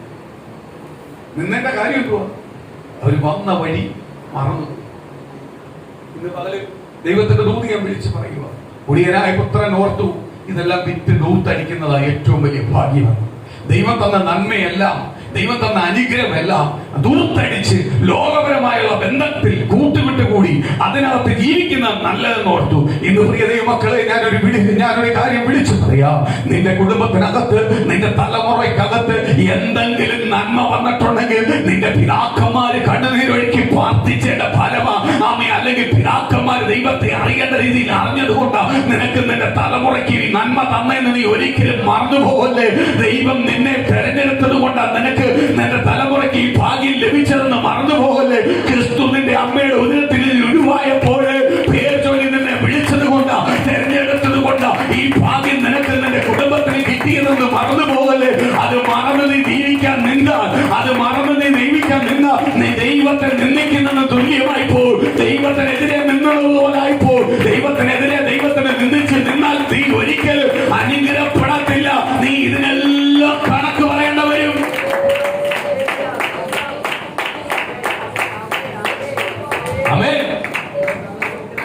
സ്തോത്രം. മറന്നുപോകല്ലേ, നമ്മളെ ക്രിസ്തു എവിടുന്നാ വിളിച്ചതെന്ന് മറന്നുപോകല്ലേ. ക്രിസ്തുമായിട്ടുള്ള സ്നേഹം മറന്നുപോകല്ലേ. സ്തോത്രം. ക്രിസ്തുമായിട്ടുള്ള സ്നേഹം മറന്നുപോലെ. നീ ഓർക്ക് നിനക്ക് കിട്ടിയിരിക്കുന്ന നന്മ വലിയ നന്മകളാണ്, അനുഗ്രഹങ്ങൾ വലുതാ. അതിനപ്പുറത്തൊരു അനുഗ്രഹമില്ലെന്നല്ല നീ ഓർക്കും. Praise the Lord. സ്തോത്രം. പ്രിയ ദൈവമക്കളേ, നീ ക്രിസ്തുവിനെ മറക്കുമ്പോഴാ അനുഗ്രഹത്തിന്റെ പിന്നാലെ പോകുന്നത്. നീ ക്രിസ്തുവിനെ മറക്കാതെ ക്രിസ്തുവിന് വേണ്ടി ജീവിക്കുന്ന നീ ഒരിക്കലും അനുഗ്രഹത്തിന്റെ പിന്നാലെ പോകത്തില്ല. ദൈവം എത്രയെല്ലാം നിന്നെ അനുഗ്രഹിച്ചാലും നീ ഏറ്റവും കൂടുതൽ ഇമ്പോർട്ടന്റ് ആർക്കേ കൊടുക്കത്തുള്ളൂ? ക്രിസ്തുവിന് മാത്രമേ കൊടുക്കത്തുള്ളൂ. അങ്ങനെ ക്രിസ്തുവിന് മാത്രം ഇമ്പോർട്ടന്റ് കൊടുത്ത് ഓടിയ വ്യക്തിയാണ് അബ്രഹാം പിതാവ്. എങ്കിൽ അവൻ പത്രോസ്. അതിന്റെ കാര്യം ദൈവത്തിന്റെ വാക്കുകൾക്ക് ഇമ്പോർട്ടന്റ് ഉള്ളത് കൊണ്ട് അവൻ പടകെടുത്ത് കളഞ്ഞത്. അതുകൊണ്ട് പത്തായി ചുങ്കസ്ഥലത്തു നിന്ന് പിരിച്ചതല്ല എടുത്ത് മാറ്റി വെച്ചിട്ട് യേശുവിന്റെ പിന്നാലെ പോയത്. അതുകൊണ്ട് സക്കായി യേശുവിനെ കണ്ടപ്പോ അവനെ കിട്ടിയത് മൊത്തം അവൻ ദരിദ്രർക്ക് കൊടുത്തിട്ട്, അല്ലെങ്കിൽ കിട്ടിയതെല്ലാം ചതുവായി വാങ്ങിയവർക്കെല്ലാം 4 മടങ്ങ് തിരിച്ചു കൊടുത്ത് അവൻ ഒന്നുമില്ലാത്തവനാ യേശുവിന്റെ പിന്നാലെ പോയത്. കാര്യം എന്തുവാ? അവൻ എല്ലാത്തിനും ഉപരിയായി, ഈ ലോകത്തിൽ കാണുന്ന സകലത്തിന് ഉപരിയായി യേശുവിനെ അവന് കാണുന്നുണ്ട്. ആ ശക്തി അതിലെല്ലാം വലുതെന്ന് അവൻ തിരിച്ചറിയുന്നുണ്ട്. ഇന്ന് പ്രിയ ദൈവമക്കളെ, ഒറ്റ പൂജിച്ച് കിടക്കുന്നത് നമ്മളെ ഇത്രയും ദൈവം പണിത് കൊണ്ടുവന്നിട്ടുണ്ടെങ്കിൽ ആ യേശു എന്തെന്ന് നീ മറന്നുപോകരുത്. ആ യേശുവിന് വേണ്ടി നീ എന്താ ചെയ്യേണ്ടത് മറന്നുപോകരുത്.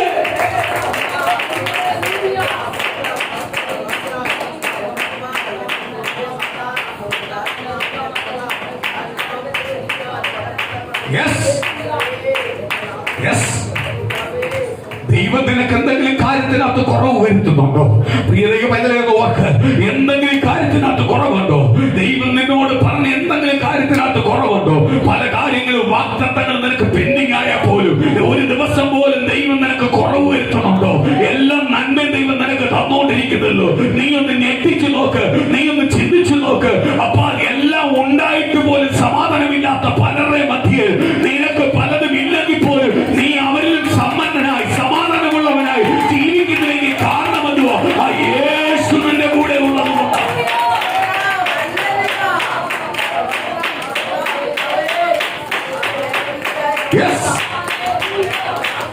യേശു നിന്റെ കൂടെ ഉള്ളതുകൊണ്ട്. കുടിയനായ പുത്രനോർത്തു അപ്പന്റെ കീഴിൽ കിടക്കുന്നതിനാട്ടി നല്ലത് ഒറ്റയ്ക്ക് ജീവിക്കുന്നതാണ്. യേശുപ്പതിന് കീഴ്പ്പെട്ട് നിൽക്കുന്നെങ്കിൽ നീ ഭാഗ്യവാനാ. യേശുപ്പതിനെ തന്നതേ ഉള്ളൂ നിനക്ക്. തിരിച്ചറിഞ്ഞു, നിനക്ക് എന്തെങ്കിലും ഉണ്ടെങ്കിൽ ആര് തന്നതാ? യേശുപ്പതിനെ തന്നതാ. ആ യേശുപ്പതിന് കീഴ്പ്പെട്ട് ജീവിക്കുന്നുവെങ്കിൽ നീ ഭാഗ്യവാനാ. യേശുപ്പതിന് കീഴ്പ്പെടാതെ നീ ജീവിക്കുന്നുവെങ്കിൽ ആ ജീവിതമായിട്ട് മുന്നോട്ട് നിന്നാൽ നീ തകർന്നു പോകത്തേ ഉള്ളൂ, വീട് പോകത്തേ ഉള്ളൂ. നിനക്കൊരിക്കലും ആ ഭാഗ്യം എന്ത് ചെയ്യാൻ പറ്റത്തില്ല, അനുഭവിക്കാൻ പറ്റത്തില്ല. പലരും ക്രിസ്തു യേശുപ്പത്തിൽ നിന്ന് അനുഗ്രഹം പ്രാപിച്ചിട്ട്, ദൈവം ദൂതെല്ലാം പ്രാപിച്ചിട്ട് ക്രിസ്തു യേശുപ്പത്തിനെ തഴഞ്ഞിട്ട് പോയവരുണ്ട്. സ്തോത്രം. ഇപ്പോഴെല്ലാം കുറച്ചോടും, കുറച്ചെല്ലാം ഓടും. നമ്മുടെ സഭയ്ക്കകത്ത് വന്നിട്ടുണ്ട്, ഒരു നന്മയില്ലാതെ, ഒരു അനുഗ്രഹവും ഇല്ലാതെ, ദേശത്തും സമൂഹത്തും എല്ലാം നിന്നെ പരിഹാസവും അനുഭവിച്ച് അപമാനപ്പെട്ട് കിടന്നിട്ട്, നമ്മളെ അനുകൃതരും കുടുംബവും അപമാനപ്പെട്ട് സ്വന്തം വീട്ടിൽ പോലും വിലയില്ലാതെ എപ്പോഴും പരിഹാസവും അപമാനവും കിടന്നപ്പോൾ ഇവിടെ വന്ന് ദൈവമക്കളെ ദൈവസഭയെ അങ്ങോട്ടിരുന്ന് ചേർന്നങ്ങോട്ട് പ്രാർത്ഥിച്ചപ്പോൾ അവർക്ക് കിട്ടാത്ത എക്സാം അവർക്ക് പാസ്സായി ഞെട്ടിക്കുന്ന റിസൾട്ടുമായി. ഒന്നിനും പഠിച്ചിട്ട് ബുദ്ധി കയറുന്നില്ല പാസ്റ്റേ, എനിക്ക് പഠിച്ചിട്ട് ഒന്നും പറ്റത്തില്ല, എനിക്ക് എക്സാം എഴുതിയ കിട്ടത്തില്ല, ഞാൻ ഇനി എന്ത് ചെയ്താലും കിട്ടത്തില്ല.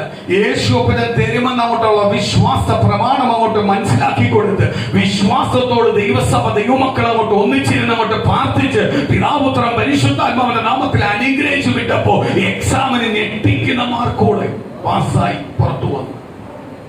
ദൈവം അയച്ചു. താമസിക്കുന്ന ഭവനം വാടകയ്ക്ക്, കാലങ്ങൾ കൊണ്ട് വാടകയ്ക്ക് കിടക്കുന്നു. ഇവിടെ വന്നപ്പോൾ മുതൽ ദൈവം പറയുന്നു, ആ വീട് നീ വിലയ്ക്ക് വാങ്ങും. ആ വീട് നീ വിലയ്ക്ക് വാങ്ങും. ആ വീട് തന്നെ അത് നടക്കത്തില്ല പക്ഷേ, അതിന്റെ എമൗണ്ട് വലുതാ പക്ഷേ, അവര് വിൽക്കാനിട്ടേക്കോ, പക്ഷെ അത് നടക്കത്തില്ലെന്ന് പറയൂ. അപ്പോഴും പറഞ്ഞു, ദൈവത്താൽ കഴിയാത്ത ഒന്നുമില്ല, നീ വിശ്വസിക്ക്. അങ്ങനെ അങ്ങോട്ട് പ്രാർത്ഥിച്ച് ആ വീട് തന്നെ വിലയ്ക്ക് വാങ്ങി. ഇത്രയെല്ലാം നന്മകളും അനുഗ്രഹങ്ങളും വിദേശത്ത് അയച്ചു ദൈവം കൊടുത്തപ്പോൾ ദൈവത്തെ മറന്നിട്ട് ദൈവത്തെ കളിപ്പിച്ചിട്ട് പഴയ വഴിയിലേക്ക് പോയി കഴിഞ്ഞാൽ ദൈവം വിടുവോ? ദൈവം വിടുവോ? ആരെയാ കളിപ്പിച്ചേ? എന്നെയാണോ കളിപ്പിച്ചേ? എന്നെ കളിപ്പിച്ചോട്ടെ, എനിക്ക് കളിപ്പിക്കുന്നതിന് ഒരു കുഴപ്പമില്ല. ഒരുപാട് കളിപ്പിക്കപ്പെട്ടവനാണ് ഞാൻ. എനിക്ക് കളിപ്പിക്കുന്നതൊന്നും കേട്ടാവുന്ന എനിക്ക് ഒരു വിഷമേ ഇല്ല. കളിപ്പിച്ച് ഞാൻ അതിനകത്ത് വലിയ ആത്മാർത്ഥതയോടെ അതിനകത്ത് വെക്കത്തുമില്ല. അതെല്ലാം വിഷയം അപ്പോഴേ കളഞ്ഞിരിക്കും. പക്ഷേ ആരും വിടത്തില്ല, ദൈവം വിടത്തില്ല. സ്വസ്ഥതയോട് അനുഭവിക്കാൻ. ദൈവത്തെ കളിപ്പിച്ചുണ്ടാക്കിയത് ദൈവം വിടുവോ? സ്തോത്രം. ഇന്നല്ലെങ്കിൽ നാളെ എന്ത് ചെയ്യും? ചോദ്യചിഹ്നമാവും. സ്തോത്രം. ചില ചോദ്യചിഹ്നങ്ങൾ പൊട്ടിക്കൊണ്ടിരിക്കുക ഭവനത്തിനകത്ത്. കാര്യം എന്തുവാ? ആരെയാ പറ്റിച്ചേ? ദൈവത്തെ പറ്റിച്ചതാ. കൂട്ടിയടിപ്പിക്കാൻ നോക്കിയതാ. പല ദൈവസഭയ്ക്കകത്ത് വന്നിട്ട് പോലും കൂട്ടിയടിപ്പിക്കുന്ന സ്വഭാവമായിട്ട് നിന്നതാ. ദൈവം വിടുവോ? അതിനെല്ലാം മാറ്റങ്ങളുണ്ടായി. സ്വഭാവത്തിന് മാറ്റമുണ്ടായി, പ്രവൃത്തികൾക്ക് മാറ്റമുണ്ടായി, ജീവിതത്തിനകത്ത് അനുഗ്രഹങ്ങളുണ്ടായി. ആ ദേശത്തിനകത്തുള്ള അയൽവാസി കുടുംബങ്ങൾ പറയാറുണ്ട്, നിങ്ങളോട് വന്നപ്പോ എന്ത് സമാധാനമായിരുന്നു, എന്ത് ഉയർച്ചയായിരുന്നു, എന്ത് ആ ഭവനത്തെ നോക്കുമ്പോൾ തന്നെ ഒരു തേജസ് ഉണ്ടായിരുന്നു. ഇന്ന് എല്ലാം തകർക്കപ്പെടും. ആരെ? ദൈവത്തെ പറ്റിച്ച ദൈവം വിടുവോ? സ്തോത്രം. ആര് ചോദിച്ചോളൂ? ആര് ചോദിച്ചോളൂ? സ്തോത്രം. കർത്താവ് ചോദിക്കും. ഒരിക്കലും കർത്താവ് എന്ത് ചെയ്യത്തില്ല? വിടത്തില്ല. കർത്താവിന്റെ സനി മറുപടി പറഞ്ഞേ പറ്റൂ. നമ്മളടുത്ത് മറുപടി പറയുന്നില്ല. ആരടുത്ത് മറുപടി? നമുക്ക് പ്രതികാരമില്ല, ദേഷ്യമില്ല, എല്ലാത്തിനും നമ്മൾ ചിരിച്ചാ വിടുന്നത്. സ്തോത്രം. സന്തോഷത്തോടാ വിടുന്നത്. കാര്യം എന്തുവാ? ആരാ ചോദിക്കണ്ടേ? കർത്താവ് കൊണ്ടുവന്ന് കർത്താവ് എടുത്തു മാത്രമേ നമ്മൾ കണക്കൂട്ടൂ. കർത്താവ് കൊണ്ടുവന്ന് കർത്താവ് നിലനിർത്തി, ഇല്ലെങ്കിൽ കർത്താവ് വിട്ടു. ഇത്ര ഇതിനപ്പുറത്തേക്ക് നമ്മൾ ചിന്തിക്കാറില്ല. നമ്മൾ അതിന്റെ പിന്നാലെ പോകാറുമില്ല. ആര് നോക്കിക്കോളും? കർത്താവിനെ കളിപ്പിച്ചെങ്കിൽ കർത്താവ് ചോദിച്ചോളും. നമ്മളെ കളിപ്പിച്ചാൽ നമ്മൾ ക്ഷമിക്കും. കർത്താവെ അവരോട് ഒന്നും ചോദിക്കല്ലേ എന്നാ പറയുന്നത്. പക്ഷെ കർത്താവിനെ കളിപ്പിച്ച ആര് വിടും? കർത്താവ് വിടുവോ? സ്തോത്രം. മുടിയനായ ഉത്തരം ഓർത്തു, ഇതിലും വലിയ സന്തോഷം കിട്ടും. ആരെയും അപ്പന്റെ എന്നുള്ളതെല്ലാം മേടിച്ചുകൊണ്ട് പോയാൽ കിട്ടിയോ? കുറച്ച് നാൾ കഴിഞ്ഞപ്പോൾ ദൂർത്തടിച്ചു, കയ്യിലുള്ളതെല്ലാം ചെലവിട്ടു. അവസാനം സ്തോത്രം എന്തുവാ? വലിയൊരു ദാസന്റെ ഏറ്റവും ചെറിയൊരു അടിമയായിട്ട് കിടക്കും. അവൻ ആ അടിമയായ എന്തിനു വേണ്ടിയാ? പന്നിയെ മേയ്ക്കാനാ കിടക്കുന്നത്. എന്തിനു വേണ്ടിയാ? ഈ പന്നിക്ക് കൊടുക്കുന്ന പയറെങ്കിലും കഴിച്ചു നിർത്തത്തെ. അങ്ങനെ പട്ടിണിയുടെ മേൽ പട്ടിണിയായി. ആ പയറെങ്കിലും കിട്ടിയാൽ എന്റെ വിശപ്പടക്കാൻ പറ്റും. ആരാ? വലിയ ധനവാന്റെ മകനാ. വലിയ ധനവാന്റെ മകനാ. ഞാൻ വന്ന് കിടക്കുക, ഒരു യജമാന്റെ കീഴിൽ പോയി ഒരു ദാസനായിട്ട് കിടക്കുക എന്ന് പറഞ്ഞാൽ ആ ദാസൻ ദുഷ്ടദാസൻ എന്ന ദൈവവചനം പറയുന്നത്. എന്ന് പറഞ്ഞാൽ ദുഷ്ടം ചെയ്തവനെ ദുഷ്ടദാസന്റെ കൈ തന്നെ കൊടുത്ത് പീഡിപ്പിക്കാൻ. അവിടെ ഇരുന്നോണ്ട് ആലോചിക്കുന്നത്, എന്റെ വീട്ടിൽ എന്റെ അപ്പന്റെ പണിക്കാർ എത്രയോ പേര് ആഹാരം കഴിച്ചിട്ട് അവശേഷിക്കുന്ന എത്രയോ അവശേഷമുണ്ട്. ആ രീതി സമർത്ഥിയായിട്ടായിരുന്നു എന്റെ അപ്പൻ എന്റെ പണിക്കാർക്ക് പോലും കൊടുക്കുന്നത്. അപ്പൊ മക്കളെ നോക്കുന്ന അതിലും വലിയ രീതിയിലാണ്. കണക്ക് കൂട്ടിക്കോണേ. കണക്ക് കൂട്ടിക്ക് ചിന്തിച്ചു നോക്ക്. മക്കളെ നോക്കുന്ന അതിലും വലിയ രീതിയിലാണ്. അപ്പോഴാ അറിയുന്ന അപ്പന്റെ സ്നേഹം, അപ്പന്റെ അമ്മ ഗുണം. ഇന്ന് പ്രിയ മക്കളെ, യേശു ക്രിസ്തുവിന്റെ സഭയ്ക്കകത്ത് നിൽക്കുന്ന തലമുറ, അല്ലെങ്കിൽ 3-ാം തലമുറ, 2-ാം തലമുറ, 5-ാം തലമുറയ്ക്കൊന്നും യേശു ക്രിസ്തുവിന്റെ സ്നേഹം പലപ്പോഴും അറിയുന്നില്ല. പിതാക്കന്മാരെ സ്നേഹിച്ച സ്നേഹം പലപ്പോഴും അവർ തിരിച്ചറിയുന്നില്ല. തിരിച്ചറിയുമായിരുന്നെങ്കിൽ ഒരിക്കലും സഭയ്ക്കകത്ത് കോലമായി അല്ലെങ്കിൽ സഭയ്ക്കകത്ത് മ്ലേച്ഛമായി സഭകളെ കൊണ്ടുപോകത്തില്ലായിരുന്നു. സഭയ്ക്കകത്ത് ഭയമുണ്ടായേനെ. സ്തോത്രം. പുള്ളിക്കാരൻ അപ്പോഴാണ് ചിന്തിക്കുന്നത്, അയ്യോ അപ്പന്റെ അടുത്തൊന്ന് പോയാൽ മതി, എനിക്ക് അപ്പന്റെ മോനൊന്നും ആവട്ടെ, എനിക്ക് എന്ത് ചെയ്താൽ മതി? അപ്പന്റെ പണിക്കാരനായാൽ മതി. കാര്യം അപ്പന്റെ പണിക്കാരന് പോലും ആഹാരം കഴിച്ചിട്ട് ശേഷിപ്പുണ്ട്. ഒരു സേക്ഷിപ്പുണ്ട്. ആ രീതിയിലാണ് അപ്പൻ വാരി കൊടുക്കുന്നത്. കാര്യം എന്തോ, അപ്പൻ നീതിമാനാ. അപ്പന്റെ കൂടെ നിൽക്കുന്നവരെല്ലാം നീതിമാന്മാരാ. അതുകൊണ്ട് നീതിയോടെ ഉള്ള ഫലമാണ് ആര് കൊടുക്കുന്നത്? അപ്പൊ ദൈവസ്ഥാനയിൽ നിൽക്കുന്ന ദൈവമക്കളെല്ലാം നീതിമാന്മാരാണ്. ദൈവം അവിടെ ദുഷ്ടത കൊണ്ടുവരാൻ സമ്മതിക്കൂ? ദുഷ്ടം ചെയ്യാൻ, പാപം ചെയ്യാൻ സമ്മതിക്കൂ? സ്തോത്രം. പാപത്തിലേക്ക് വിട്ടുകൊടുക്കുവോ? പാപം ചെയ്യുന്ന കൂട്ടരുണ്ട്, അപ്പനെ പോലെ ധനവാന, പക്ഷെ അവൻ ദുഷ്ടദാസൻ. എന്തുവാ? കൂടെ ഉള്ളവരോടെല്ലാം ദുഷ്ടതയാ. ദുഷ്ടദാസന്റെ കൂടെ നിൽക്കുന്നവരെല്ലാം ദുഷ്ടദാസനെ ആയിത്തീരും. സ്വന്തം അവനെ ദുഷ്ടദാസനായിട്ടാ കാണുന്നത്. അവന് ആ ദുഷ്ടത മൊത്തം അവന്റെ മേലിലോട്ടാ കൊടുക്കുന്നത്. പക്ഷെ നീതിമാന്റെ കൂടെ നിൽക്കുന്നവനെല്ലാം അനുഗ്രഹപ്പെടും. മോശ ഇസ്രായേൽ മക്കളെ കൊണ്ടുവരുമ്പോൾ, ദൈവജനം പാപം ചെയ്യുമ്പോൾ കർത്താവ് പറയുന്നുണ്ട്, മോശ പറയുന്നുണ്ട്, ദൈവത്തിന്റെ പക്ഷത്തുള്ളവരെല്ലാം ഇങ്ങോട്ട് നിൽക്കുക, ദൈവത്തിന്റെ ഹിതമല്ലാത്തവരെല്ലാം അങ്ങോട്ട് നിൽക്കുക. ദൈവത്തിന്റെ പക്ഷം നിന്നവൻ മോശയോടൊപ്പം ചേർന്ന് നിന്നു, അവനെല്ലാം അനുഗ്രഹം പ്രാപിച്ചു. മറ്റവനെല്ലാം എന്ത് ചെയ്തു? ഭൂമി പിളർന്നു, അതിനെ വിഴുങ്ങിക്കളഞ്ഞു, നശിപ്പിച്ചു കളഞ്ഞു. സ്തോത്രം. അപ്പൊ ദൈവത്തിന്റെ പക്ഷത്ത് നീതിയോട്, ആ നീതിയോട് നിൽക്കുന്നവൻ അനുഗ്രഹപ്പെടും. നീതിമാനായ പിതാവിന്റെ പൈതൽ, പിതാവിന്റെ മഹത്വം ദുഷ്ടദാസനോടൊപ്പം ദുഷ്ടൻ പോയി കിടന്നപ്പോൾ, ദുഷ്ടതയിൽ ജീവിച്ച് ദുഷ്ടതയിൽ കിടന്ന് ദുഷ്ടന്റെ ദാസനോടൊപ്പം നിന്നപ്പോഴാ നീതിമാന്റെ ഗുണം അവൻ തിരിച്ചറിഞ്ഞു. അപ്പന്റെ ഗുണം തിരിച്ചറിഞ്ഞു അവൻ മടങ്ങി വന്നു. ഇന്ന് പ്രിയ മക്കളെ, എല്ലാ ദൈവമക്കൾക്കും മടങ്ങി വരുവാനൊരു അവസരമുണ്ട്. ഇത് കൃപായുഗത്തിന്റെ കാലമാണ്. ഈ കാലഘട്ടത്തിൽ നീ എന്തെങ്കിലും കുറവുകളോ തെറ്റുകളോ വീഴ്ചകളോ ഉണ്ടെങ്കിൽ നീ ഏറ്റുപറഞ്ഞ് മടങ്ങി വരുവാൻ ദിവസങ്ങളുണ്ട്. ഈ ദിവസങ്ങൾ അധികം നാൾ കാണത്തില്ല. കർത്താവിന്റെ വരവ് അടുത്തുകൊണ്ടിരിക്കുക. കർത്താവിന്റെ വരവിന് മുമ്പേ നീ നിന്നെ തന്നെ ശുദ്ധീകരിച്ച് ഏറ്റുപറഞ്ഞ് നീ മടങ്ങി വരുന്നുവെങ്കിൽ ആമേൻ സ്തോത്രം, ദൈവത്തിന്റെ നീതിമാൻ എന്നുള്ള ഫലത്തിലേക്ക് നിനക്ക് പ്രവേശിക്കുവാൻ കഴിയും. അല്ല എങ്കിൽ നീ കണക്ക് കൊടുക്കേണ്ടി വരും. സ്തോത്രം. ഇത് കേട്ട ദൈവത്തിന്റെ വചനത്തിനകത്ത് പറയുന്നു, നടക്കേണ്ട വഴിയിൽ ഞാൻ എങ്ങനെ നടക്കേണ്ടത്? ദുഷ്ടന്റെ വഴിയിലാണ് നടക്കേണ്ടത്. ഞാൻ നടക്കേണ്ട വഴി നടക്കണം. അവന് എന്തുണ്ടാവില്ലേ? അത്യാഗ്രഹം ഉണ്ടാവില്ലേ? നിനക്ക് കിട്ടുന്നത് കൊണ്ട് നീ തൃപ്തിപ്പെടണം. തൃപ്തിപ്പെടുന്നുവെങ്കിൽ അവനെ മാത്രമേ ആർക്ക് ആവശ്യമുള്ളൂ? ദൈവത്തിന് ആവശ്യം. നമുക്ക് എന്ത് തന്നാലും അതിനകത്ത് എന്ത് ചെയ്യണം? തൃപ്തിപ്പെടണം. ദൈവം ചോദിക്കുന്നത്, എന്തെങ്കിലും കുറവ് നിനക്ക് വരുത്തുന്നുണ്ടോ? നിന്റെ കാര്യങ്ങൾ നടത്തുന്നില്ല, എന്തെങ്കിലും കാര്യത്തിനകത്ത് മുടക്കം വരുത്തുന്നുണ്ടോ? നീ ചോദിക്കുന്നതിനും അപ്പുറമായി ദൈവം തന്നുകൊണ്ടിരിക്കുന്നുണ്ട്. നിന്റെ ഭവനത്തിലുള്ള പല നന്മകളും പല നന്മയുള്ള ഭവനത്തിനകത്തും ഇല്ല. നിന്റെ ഭവനത്തിനകത്ത് ദൈവം തന്നിരിക്കുന്നതിന്റെ കാര്യം എന്തുവാ? നിന്റെ ഭവനത്തിന്റെ നായകൻ ആരാ? ക്രിസ്തുവാ. ആ ക്രിസ്തുവിന്റെ ഭവനത്തിനകത്തുള്ള കാലത്തോളം നിന്റെ ഭവനത്തിനകത്ത് ആർക്കും എന്ത് ചെയ്യാൻ പറ്റില്ല? കയറുവാൻ കഴിയത്തില്ല. സ്തോത്രം. അത്യാഗ്രഹമുള്ളവനെ ആർക്ക് വേണ്ട? അത്യാഗ്രഹത്തിന്റെ ഏറ്റവും വലിയ പാഠമാ മുടിയനായ പുത്രൻ. അത്യാഗ്രഹത്തിന്റെ പിന്നാലെ പോയത് കൊണ്ട് അവൻ എന്ത് ചെയ്തു? ദുഷ്ടദാസന്റെ ദുഷ്ടദാസനായി തീരേണ്ട വന്നു. ആമേൻ. ദുഷ്ട യജമാനന്റെ ദുഷ്ടദാസനായി തീരേണ്ട വന്നു. എന്ന് പ്രിയ മക്കളെ, നമ്മളെ ദൈവം വിളിച്ചിരിക്കുന്ന ദുഷ്ടദാസന്റെ ദുഷ്ട യജമാനന്റെ ദുഷ്ടദാസനായിട്ടല്ല ദൈവം നമ്മളെ വിളിച്ചിരിക്കുന്നത്. നീതിമാന്റെ നീതി സന്തതിയാട്ട ആര് വിളിച്ചിരിക്കുന്നത്? കർത്താവ് നമ്മളെ വിളിച്ചിരിക്കുന്നത്. ആ നീതിയോടൊപ്പമാണ് നമ്മൾ ജീവിക്കേണ്ടത്. ദൈവത്തെ വിട്ട് നീ വേറെ പണിക്ക് പോകല്ലേ. ദൈവത്തെ വിട്ട് ലോകത്തിന്റെ ചിന്തകൾ, ലോകത്തിന്റെ കാര്യങ്ങളിലേക്ക് പോകല്ലേ. അയ്യോ, ഞാൻ ലോകത്തിൽ ഞാൻ ദൈവത്തിന്റെ പൈതൽ എന്ന് പറഞ്ഞ് ജീവിക്കുമ്പോൾ എന്നെ പലരും നിന്ദിക്കുന്നു, പരിഹസിക്കുന്നു. എങ്കിൽ ഇന്ന് പകൽ ദൈവത്തിന്റെ ദൂത് വിളിച്ചുകൂടാ. യേശു ക്രിസ്തുവിന് മുൾക്കിരീടം കൊടുത്ത ജനമാണ് ഈ ജനം. ഈ ജനം പിന്നെ നിന്നെ സ്വീകരിക്കുമോ? നിന്നെ സ്വീകരിക്കുന്ന ഒറ്റ ഒരാളേ ഉള്ളൂ, അത് കർത്താവായ യേശു. ഞാൻ ആർക്കാ എന്നെ കുറിച്ച് ആരാ പറയുന്നത്? കർത്താവ്. ഞാൻ മനുഷ്യൻ പറയാൻ ഇറങ്ങി തിരിച്ചാൽ ഞാൻ അതമ്പതിച്ചു പോത്തേ ഉള്ളൂ. എനിക്ക് ഒരിക്കലും എന്ത് ചെയ്യാൻ പറ്റത്തില്ല? ദൈവത്തിൽ നിന്ന് ഒന്നും പ്രാപിക്കാൻ പറ്റത്തില്ല. എന്നെ കുറിച്ച് ആരാ പറയേണ്ടത്? എന്റെ ദൈവമാണ് പറയേണ്ടത്. എന്റെ ദൈവമാണ് പറയേണ്ടത്. ആ പൂർണ്ണ ബോധ്യത്തോടെ നമ്മൾ ജീവിച്ചാൽ,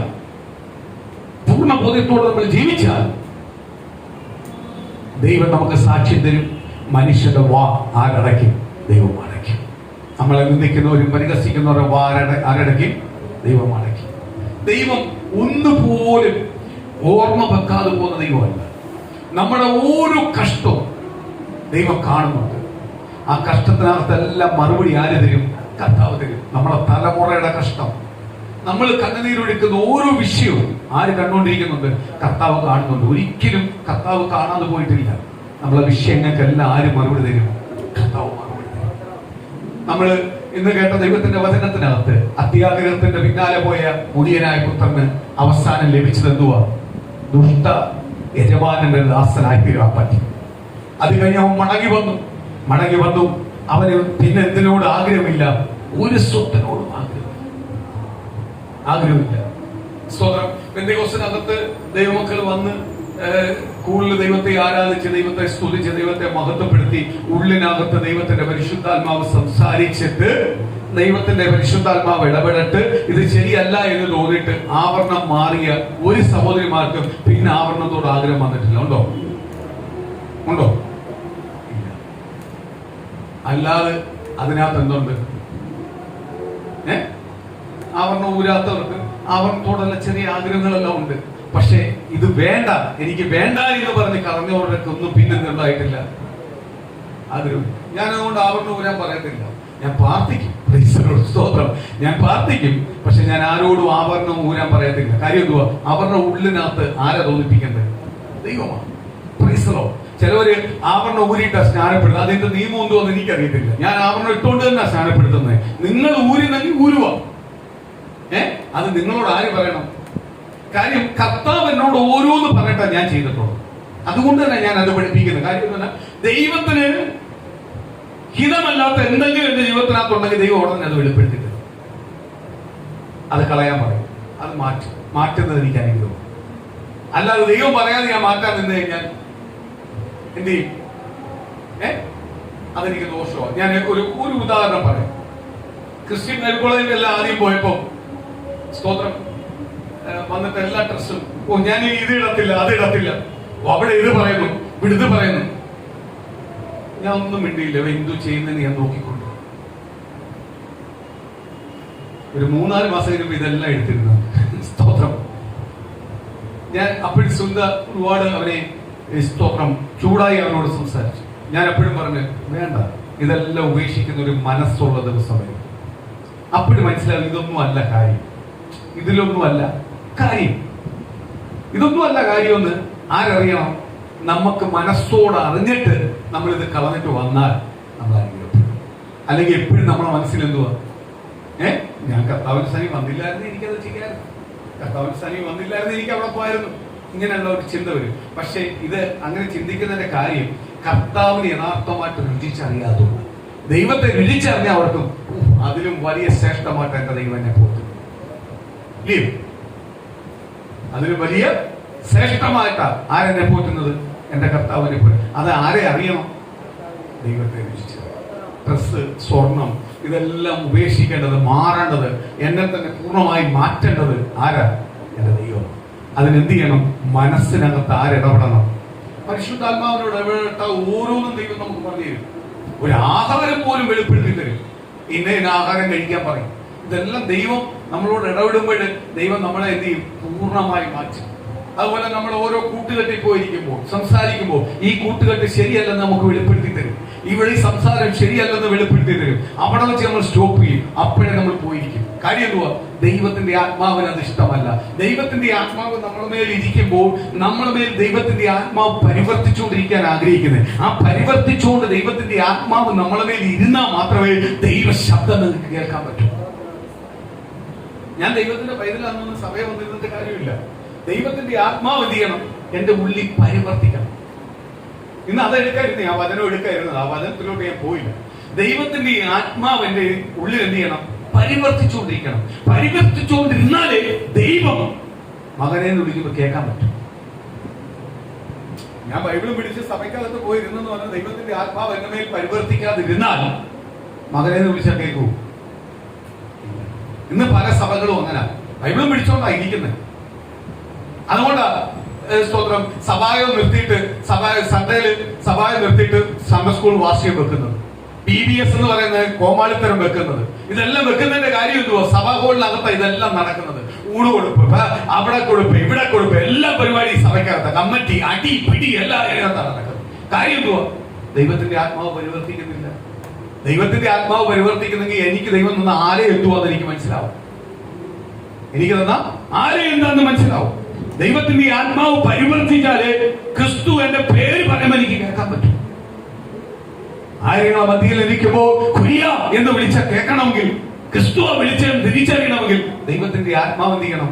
പരിവസിച്ചുകൊണ്ടിരിക്കണം. ദൈവത്തിന്റെ ആത്മാവ് പരിവസിച്ചുകൊണ്ടിരിക്കണം. അതുകൊണ്ട് കമ്മിറ്റി നടത്തുന്നതും വഴി നടക്കുന്നതിന്റെ കാര്യമല്ല. എന്തുവാ അവിടെ എന്തില്ല? ദൈവത്തിന്റെ ആത്മാവ് പരിവർത്തിക്കുന്നത്. ഞാനൊരു കാര്യം ചോദിച്ചോട്ടെ.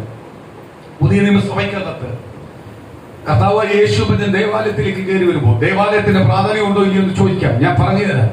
ദേവാലയത്തിലേക്ക് കയറി വരുമ്പോൾ കർത്താവ് ഒരു കയറെടുത്ത് ചമട്ടയായിട്ട് അടിച്ചിട്ട് എന്ത് ചെയ്തു? അവിടെ വിൽക്കുന്നവരെ എല്ലാം എന്ത് ചെയ്തു? എറിഞ്ഞു കളഞ്ഞു. അവരുടെ നാണയങ്ങളെ, അവരുടെ സാധനങ്ങളെ എല്ലാം കർത്താവ് എന്ത് ചെയ്തു? തകർത്ത് കളഞ്ഞു. സഭയുടെ ആവശ്യമുള്ള സാധനമാണ് പുറത്തിരിക്കുന്നത്.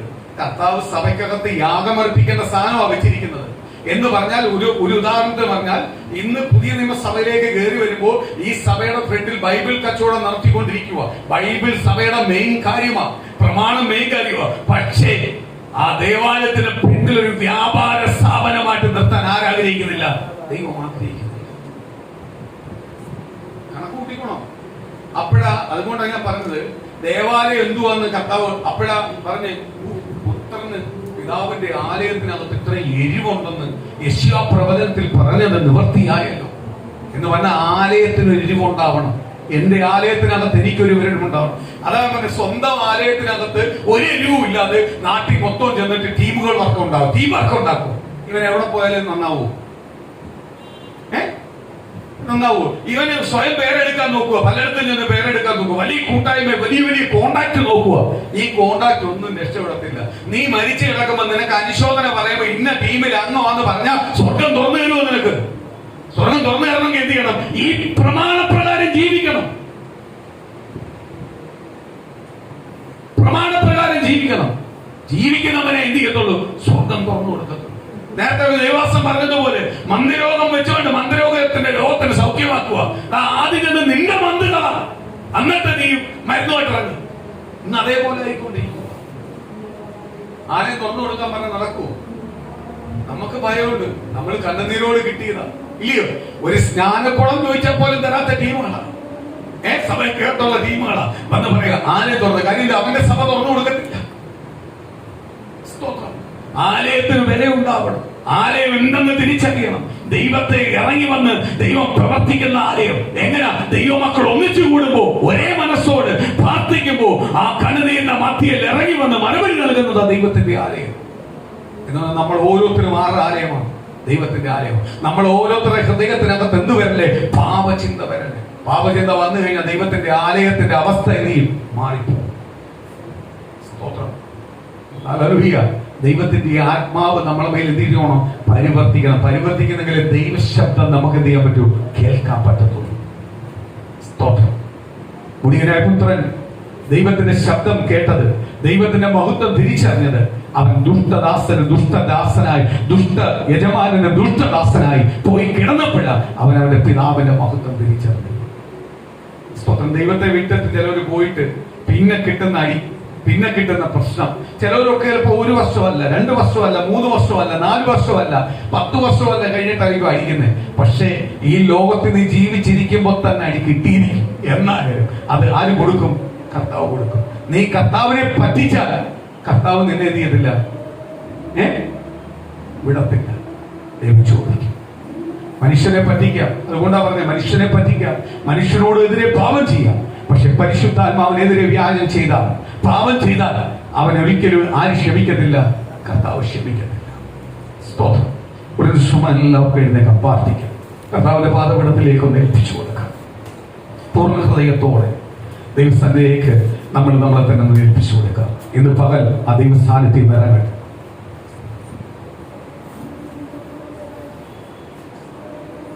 ഓരോ കുടുംബത്തിനകത്തും ആ ദൈവത്തിന്റെ മഹത്വം ഇന്ന് പകൽ വെളിപ്പെടട്ടെ. കർത്താവിന്റെ പാദപീഠത്തിലേക്ക് ഇന്ന് പകൽ ഒന്ന് ഏൽപ്പിച്ചുകൊണ്ട്, കർത്താവെ എന്നെ ഒന്ന് തൊടാകണേ അപ്പ. എന്റെ ജീവിതത്തിനകത്ത് ഇന്ന് പകൽ ഒരു മാറ്റം സംഭവിക്കണേ അപ്പ. ഓരോരുത്തരും പൂർണ്ണ ഹൃദയത്തോടെ